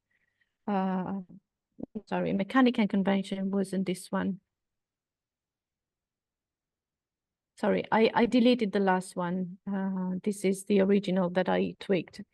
And I gave numbers from 1 to 3, where 1 is the lowest mark, let's say, and 3 is the maximum. So what I did is I uploaded this version, well, not that version, I uploaded an updated version, and again, the little thing is still here, the little here, see? And I asked him, please give a feedback. It's called Glow and Grow. The rubric is already here because I already uploaded it, and it gives the what went well, what needs improving, and then there is wondering. So I'm curious about what specific experiences, PowerShare that you found inspiring. So this was a first draft of an article, and I thought writing feedback can be sometimes really time consuming, and having a help to make things quicker is really important. Okay. Another tool that I use is DFID. This is not doesn't have any Chrome extension. You can just go on DFID website, and you have 60 days full version trial. Okay. You can create activities based on readings, based on written text and videos. The only thing that that might be a little bit annoying for non-paying members is that what you're provided is a PDF that you can't edit, but that is easily done because you copy and paste what comes on the screen, you copy and paste it in a Word document, and you avoid any all the problems. So just for you to, I wanted to show it to you just briefly to show it how it works. I don't know if you have any website you want to suggest, you want to any website or any video that you want to see how it works. You can link it in the chat. Meanwhile, I'm going to show you what I did. So I created quite a lot with some of my students. We're going to do some work on Gothic literature. So I uploaded a video. It was a video, I remember. And this is what I got. So he adapted the reading passage. There is some summary, there is some vocabulary, there is a multiple choice questions, short answer questions, open-ended prompts. That is more personal. So this lab is more higher level thinking, let's put it that way. Oh, that's amazing. Actually, I thought I knew the market, you know, as a person who's trying to create a platform for teachers, for educators. I thought I researched the market. Today you mentioned 2 tools that I've never heard about. Good, because I was afraid of repeating what other people already said. So that was my biggest fear, really. again, I'm going to show you, there is another nice thing. If you're not happy about for example, the non-paying members can't, they can't edit the vocabulary, the keyword list, vocabulary list. So this is given from the machine. But for example, for multiple choice questions, there is another tool which is called Question Well. I don't know if I have time to show it, but we will see. So this was the fit. And oh, this is another nice help bird. This is a new discovery for me. Do your students struggle with reading online? I struggle, honestly, with reading online, and also the research has proved that what you read online is likely to stay less in our memory. So this little tool is another Chrome extension. It is its main feature is free. Then you have paying things, which I don't use. But if you have students who have dyslexia, this is quite good. So again, you open up the newspaper, which is most of the time daunting, and let's say we want to read this article about beauty. So what we need to do is click on the little bird. So I'm going to turn it on, and I'm going to say, this is in Italian, but this is, I don't know if you noticed the thing already, the layout has already changed. Immersive reader, and then we can say, listen, I need a ruler to read, so can you please give me a ruler? And they can read using it. So as soon as because it is already set in my computer, as soon as I clicked on it, the font is a little bit bigger, and the spaces between lines is a little bit bigger as well. So I thought this is a new thing that I will suggest to students during the lessons. Another, oh, what did I do? Okay. Sometimes it can be annoying. So for example, the ruler, we don't need the ruler now, and we turn it off. So what about listening?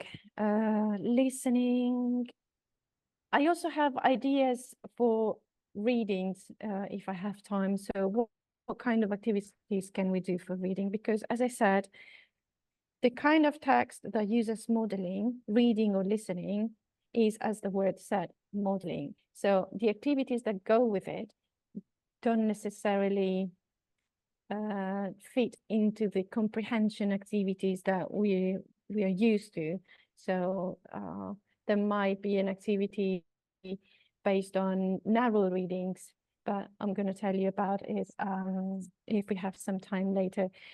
Another interesting thing that I found when Rachel was doing her presentation, she said for listening she needs a transcription. Well, I use a lot of transcription, and also because listening after, for example, doing the listening activities or comprehension activities, that listening can become some kind of reading, can be turned into a reading, so that students are tricked to reading again the same material with the same vocabulary and grammar patterns. And so it's a way of recycling, basically. So there are various tools to turn a reading into a listening. I'm going to skip teach text-to-speech, which is the actual name, because when I last checked it out, there is a limit of 1,000 words. So sometimes this is too short. It works in all languages, as you can see, and it gives you you click on convert to speech, and it gives you an MP3 that you can embed in your PowerPoint if you have your lesson in PowerPoint. What I found instead very useful is this TurboScribe, which is free for three transcriptions of up to 30 minutes upload. And for me, 30 minutes is more than enough, 30 minutes a day. Also because the listening, they're not very long. So I open the dashboard and I can, for example, click on transcribed files, and then I say you can either drag and drop, or you can add a link. Sorry, my computer is a bit, no, it's a little bit oh, sorry, this is the link thing. So for example, what I did, abandoned tube station, this was a lesson about history, and I have my MP3 player and my transcription. As Rachel said, you still need to check it out, just to be sure. And here as well, you can export it into. Sorry, I made a mistake. This is a transcription. So from a listening, you create a transcription and can become a reading task. The other one, which is very, very similar, is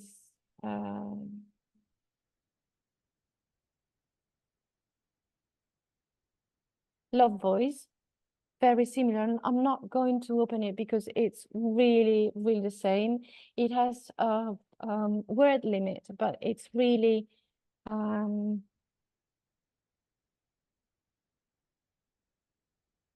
I can't remember, but I think it's 5,000 words. And sorry, in this one, it turns reading a written text into a listening. Of course, this is not real speaking. Of course, this is quite. This is not natural speaking, but sometimes I find it useful. Valentina, we have 4 minutes. Great. So among all this that I wanted to show to you, the brisk, defeat, help reading, TurboScribe, Love Voice are the main ones. There is a tiny bit, a little one that I left for the end, is like the icing on the cake, which is really lovely, especially if you have teenage students. Suno AI, what does it do? It generates songs.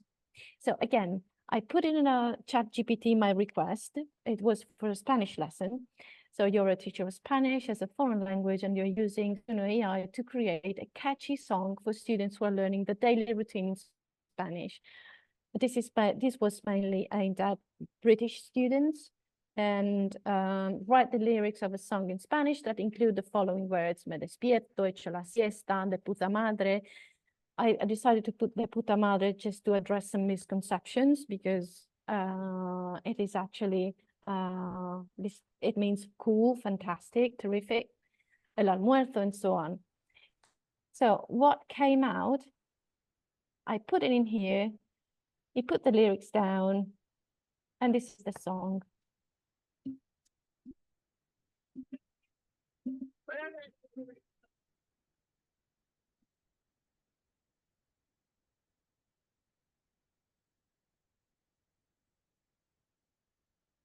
I think, Valentina, I think we can't hear the music. Oh, We heard something at the very beginning, but then okay. it, Well, doesn't matter. We don't have time. But anyway, this was my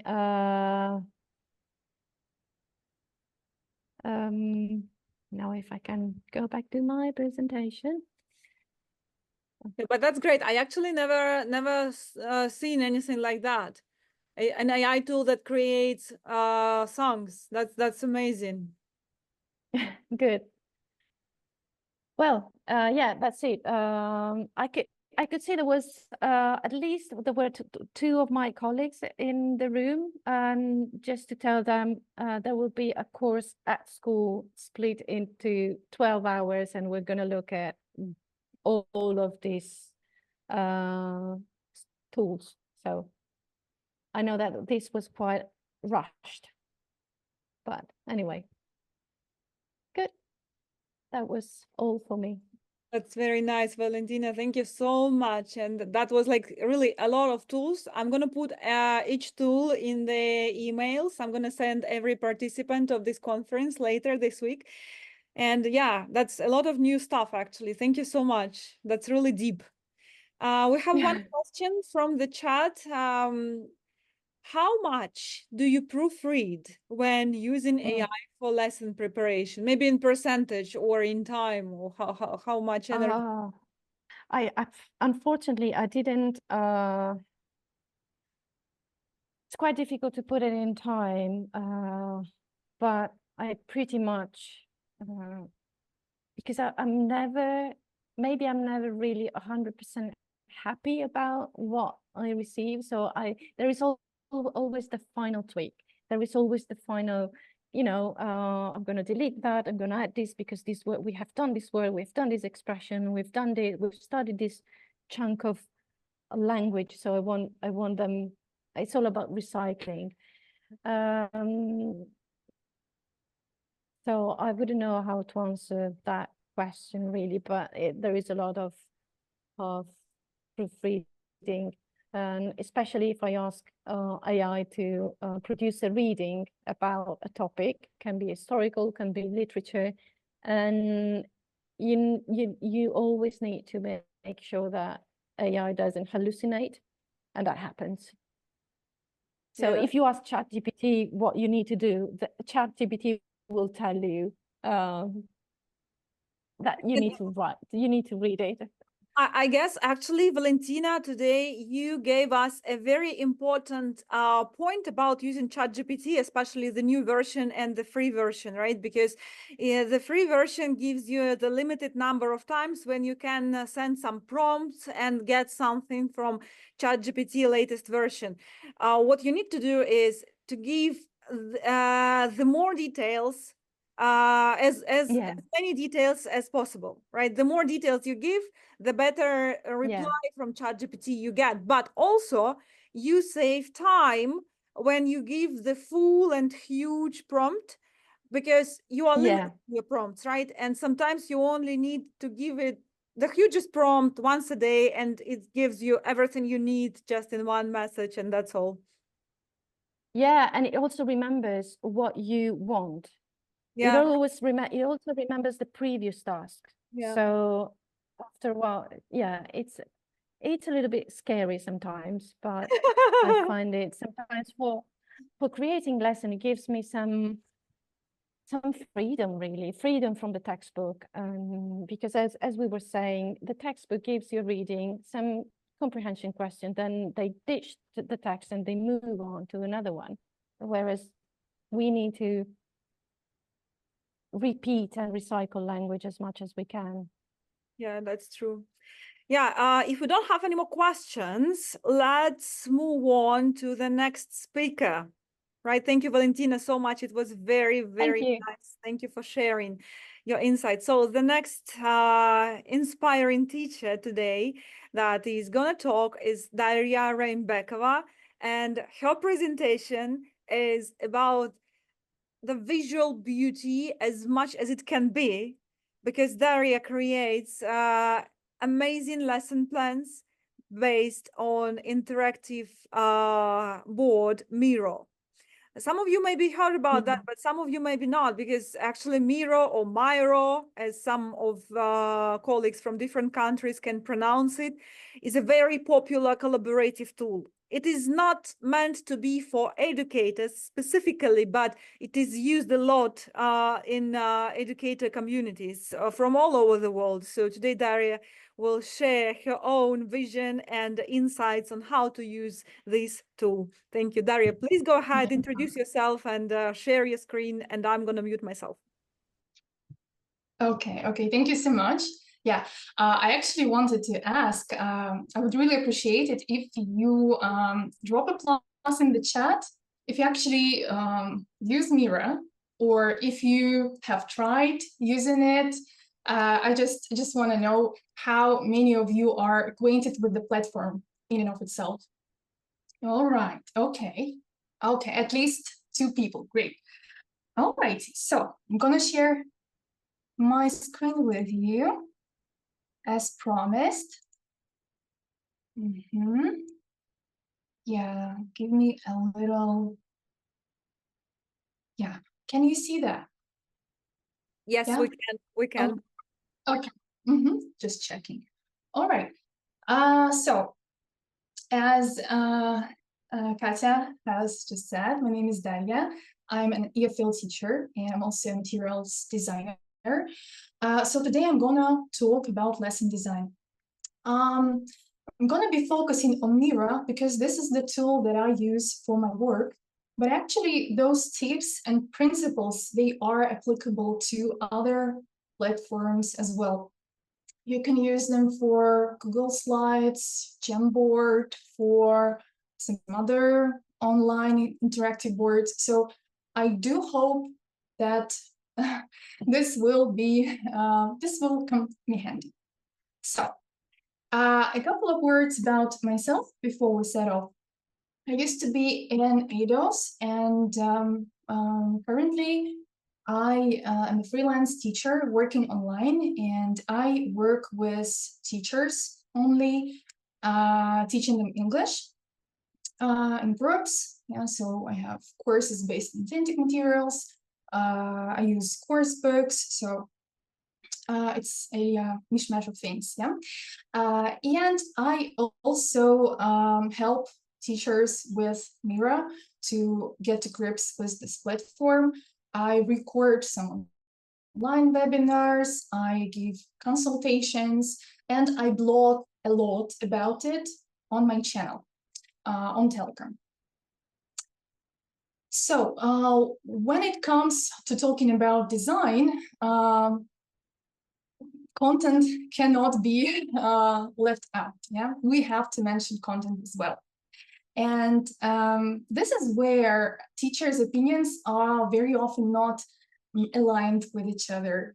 I know why. And in my book, content is prior to design. Yeah. So if we have a limited amount of time, we focus on content, that's for sure. And content is something that lays the foundation for effective teaching and learning, of course. Yeah, and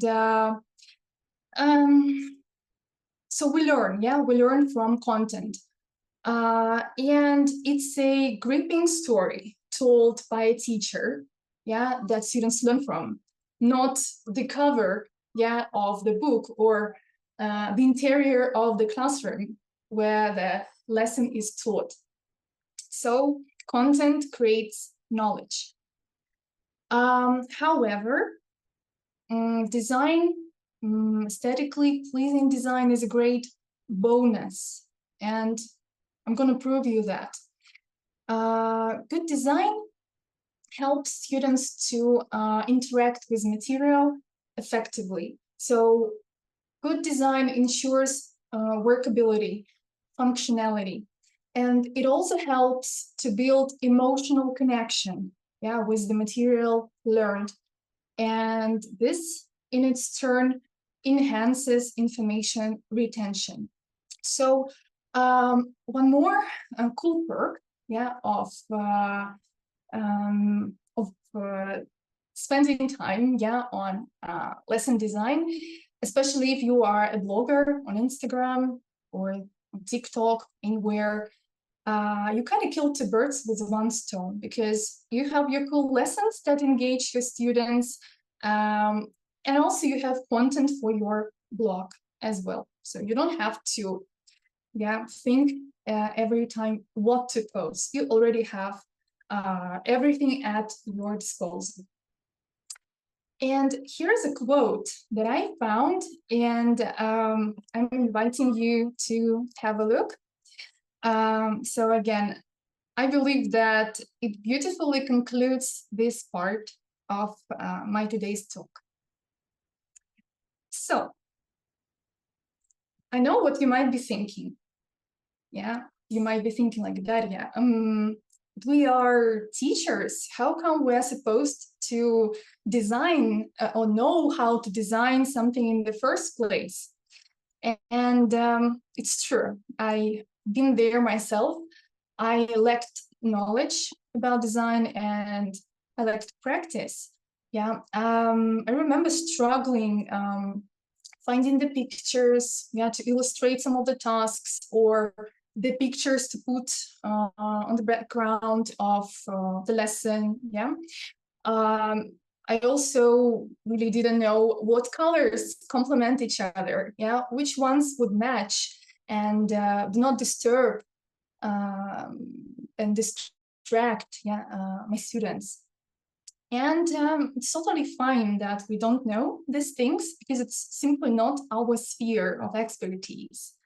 But if we want to design, yeah, if we want to indulge, yeah, in design, we still can do that. And I'm gonna show you how. First and foremost, we need to try, yeah. We need to let ourselves experiment and fail and try again. Yeah, this is how it works. So the skills do not just land on our laps. Yeah, we have to develop them. So time, yeah, is a crucial factor. You kind of have to find that. Yeah, you have to find an extra hour to dedicate it to lesson design, and do not expect much from yourself from the get-go, because as I have just pointed out, well, time is needed. So give it yourself. I'm going to prove you that I also, well, it took me quite some time, you know, to develop my somewhat distinctive style. And this is where I actually started.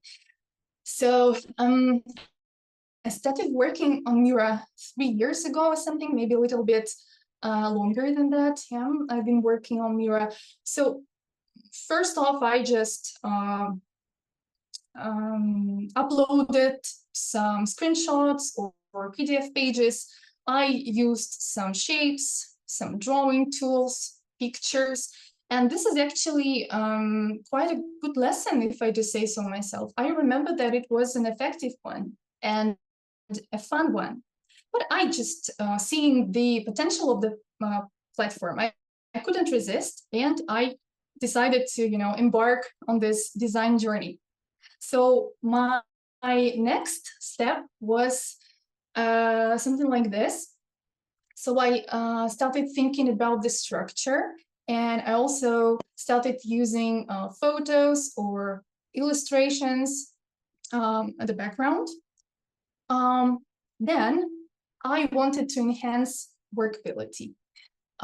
So I wanted to make sure that my students know how to navigate the boards. Yeah, like where is stage 1, where is stage 2, like how many stages are there in total.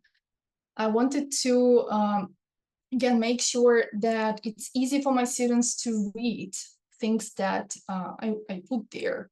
And here I now see it, yeah, and you probably see it too. It's quite hard to read some of the texts, and it's quite hard to get like where the lesson even starts. Yeah, so I ended up having the lessons that I have right now, and I'm gonna show you more of them. What else? It's important when you just start. It's important to fall back onto something, yeah, to have some references. Okay, I'm going to answer that. This is a very common question. Okay, I will come back to that in the end. Taking a mental note. Thanks for asking. So, yeah, I'm inviting you to steal a bit. Yeah, steal like an artist.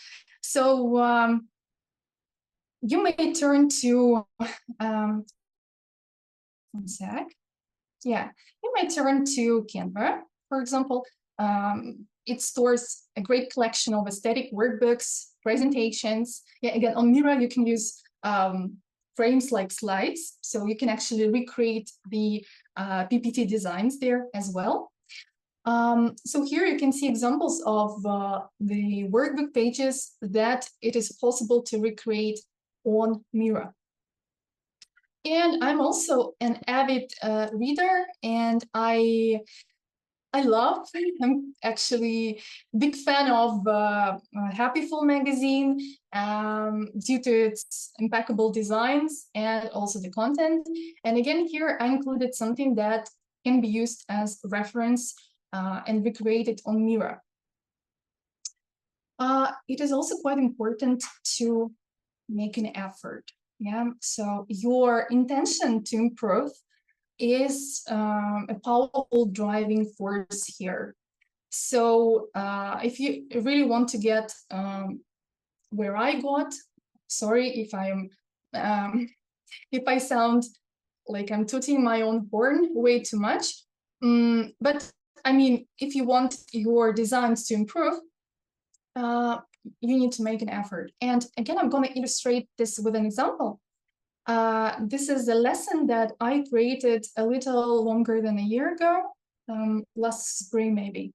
And I actually taught a class during using this material, and it went well.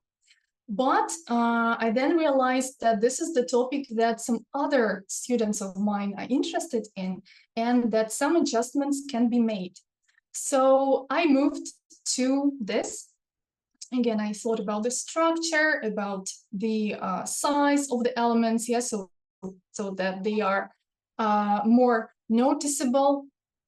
And then, in the end, I also improved some content. I added a warm-up stage and yeah, some pre-watching stage. And you can also see that there are text boxes with the tasks, yeah, the numbers of the tasks themselves. So it's a lot easier to use this very lesson now.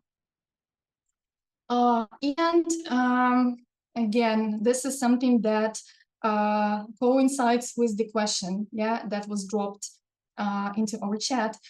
Not an eye-opener, yeah, but it is still worth mentioning, yeah, that this may be time-consuming at first, yeah. I'm gonna repeat that.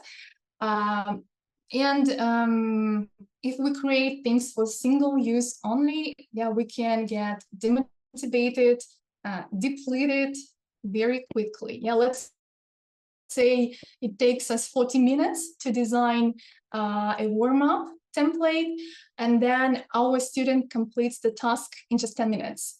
Okay, so we don't want that. So I suggest that when you decide to go the extra mile and to create something cool, make sure that you can use it with someone else. Yeah, and I also suggest that you store it somewhere. So find some space. Again, if you use Miro, yeah, you know, so that there are many boards. So you can allocate a certain board just for the templates and store them in their original form, so that before every lesson where you feel that you need that task, you just copy it from this library, yeah, or your templates bank, yeah, and use it with a new person. So, for example, yeah, this is an activity. This is actually what to call it. So I use this template with my potential students during a discovery course. So here, again, initially we just have the picture, this one on the left. We have the suggested order, and the suggested order, it helps the students to navigate the tasks. So the student needs to find, what's that? Give me a quick sec. A cake, yeah, I guess.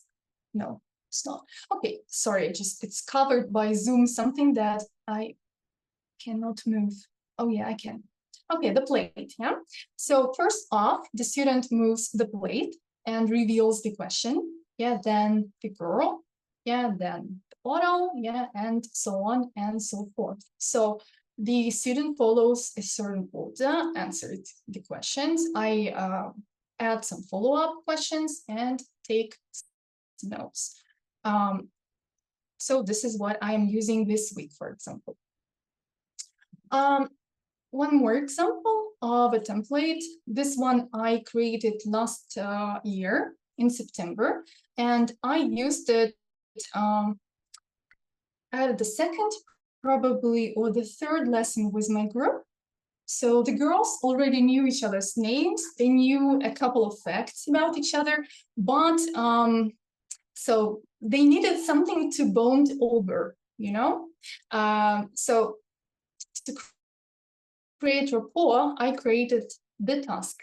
And here you can probably spot some interesting questions like, what's your favorite autumn scent, like candles or spices? Yeah, or share a memorable autumn experience from your childhood. So some of these questions, they evoked, you know, some beautiful feelings, yeah, and yeah, they really loved the task, and they shared that they felt like friends, you know, after completion the task. So I used it in all of my groups.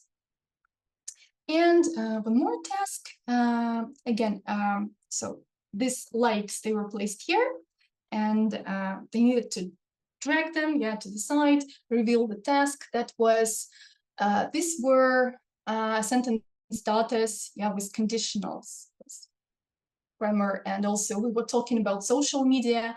So I have some vocab here, like go viral, gain a massive following, get hits, yeah, get high reach, and so on.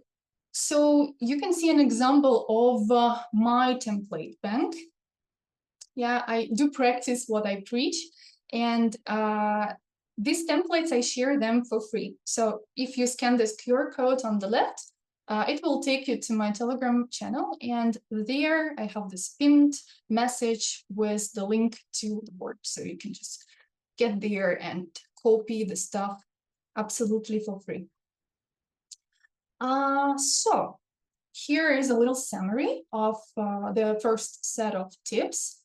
Yeah, something that, well, it's safe to say that if you follow them, the first three, it will help you to develop the necessary skills and reduce the time needed for lesson design.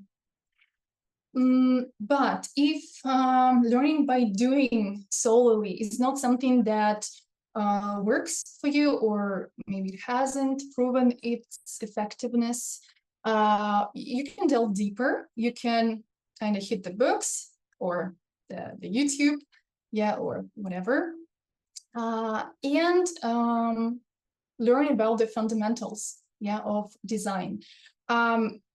There is a bunch of design principles that are applicable to lesson design, and I'm going to share three, which have formed the cornerstone of my lesson design. So I believe that this will help you a lot as well. And first principle is the choice of color. Yeah.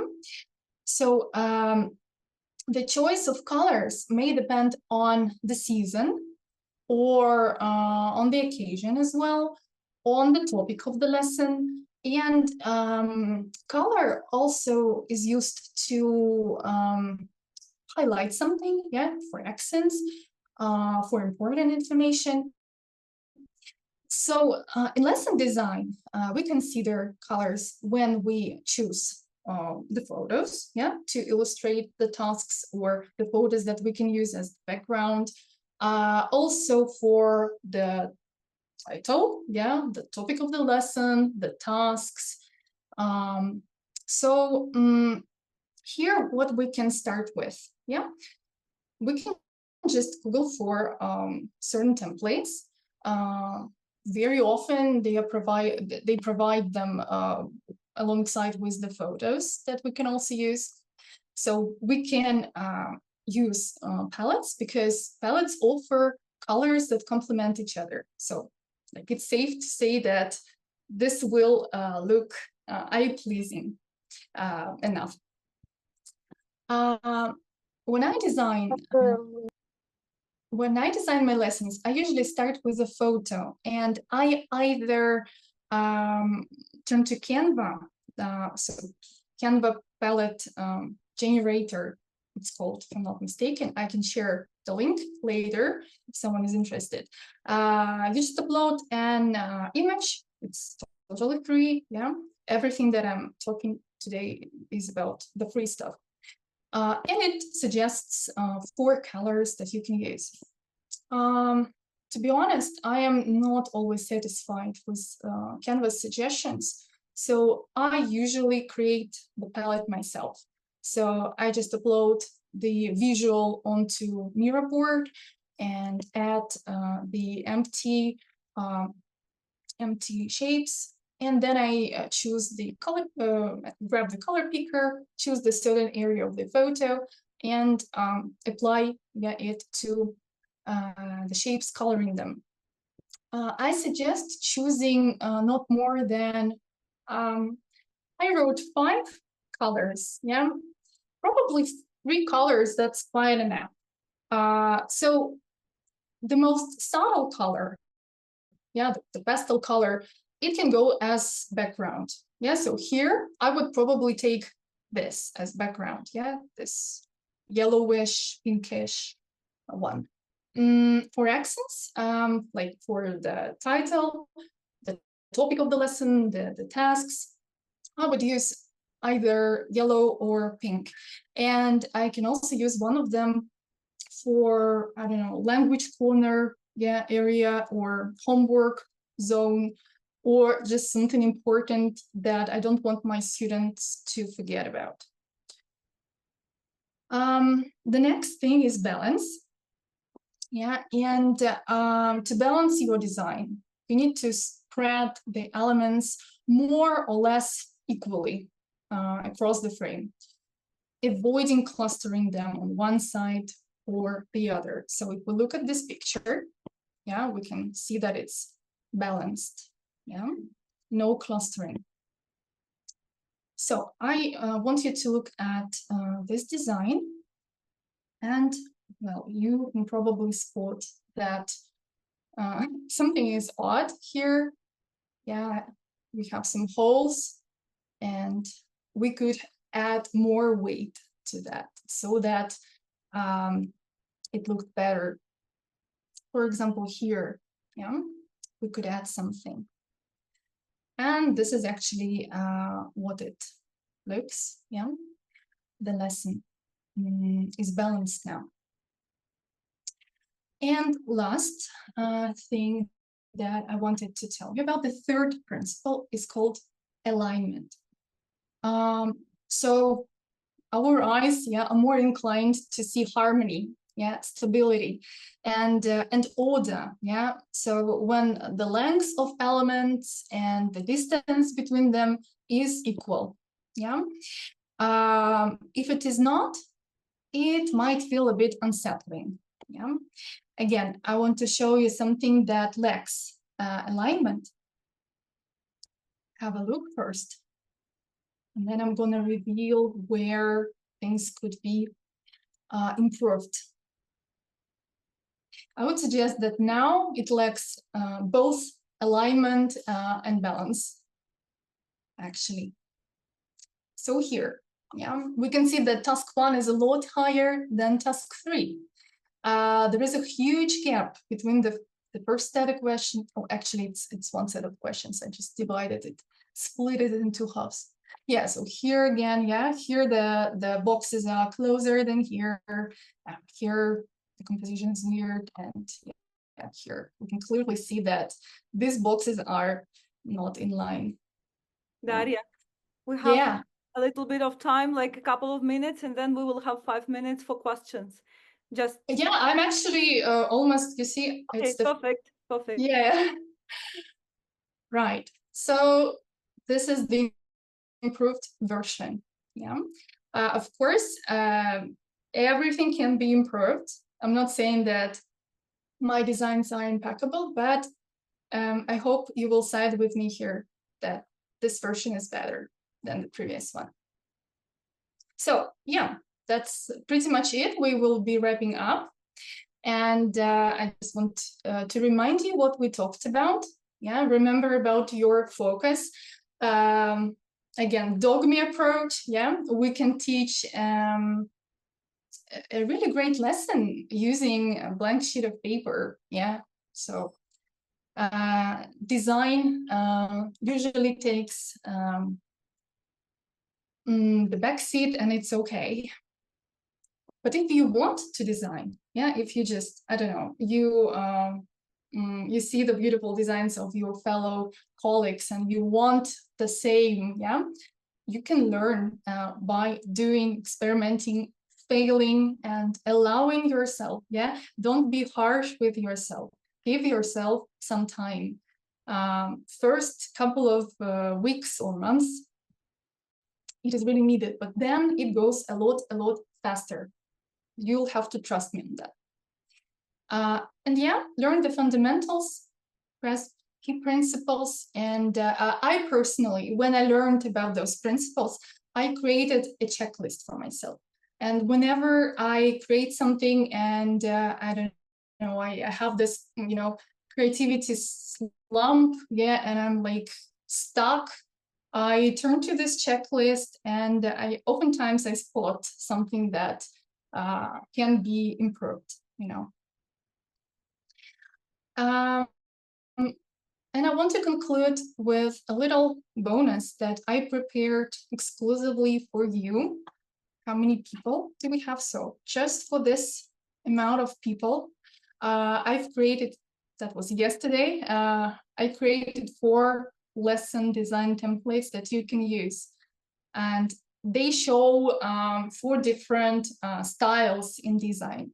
So this is the first, and on the left, I have an interactive task. So you can move the bread, grapes, and apple and reveal some questions or tasks or whatever. Yeah, maybe it will be a warm-up activity.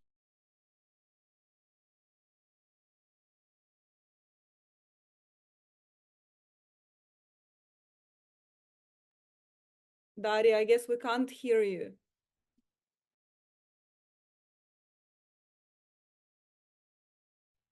Okay, something happened to the connection, and I hope Daria will be here soon. Back. Yeah, Daria, now we can hear you. Sorry, we lost you for several seconds. Oh, I'm so sorry. Yeah, I was saying that this is the type of designs that I called color blocking, where we allocate certain zones for certain stages, or just it's easier for us to organize things that we teach, like that. This is where we use a photo as background, and you can see that it's blurred, so it doesn't really distract our learners, and we can place the tasks right onto it. And last but not least, This is the style that, as I see, is quite popular nowadays. Illustrations used on the white background. And again, this is interactive. The students can move the cats, and there they will see the tasks that you will put there.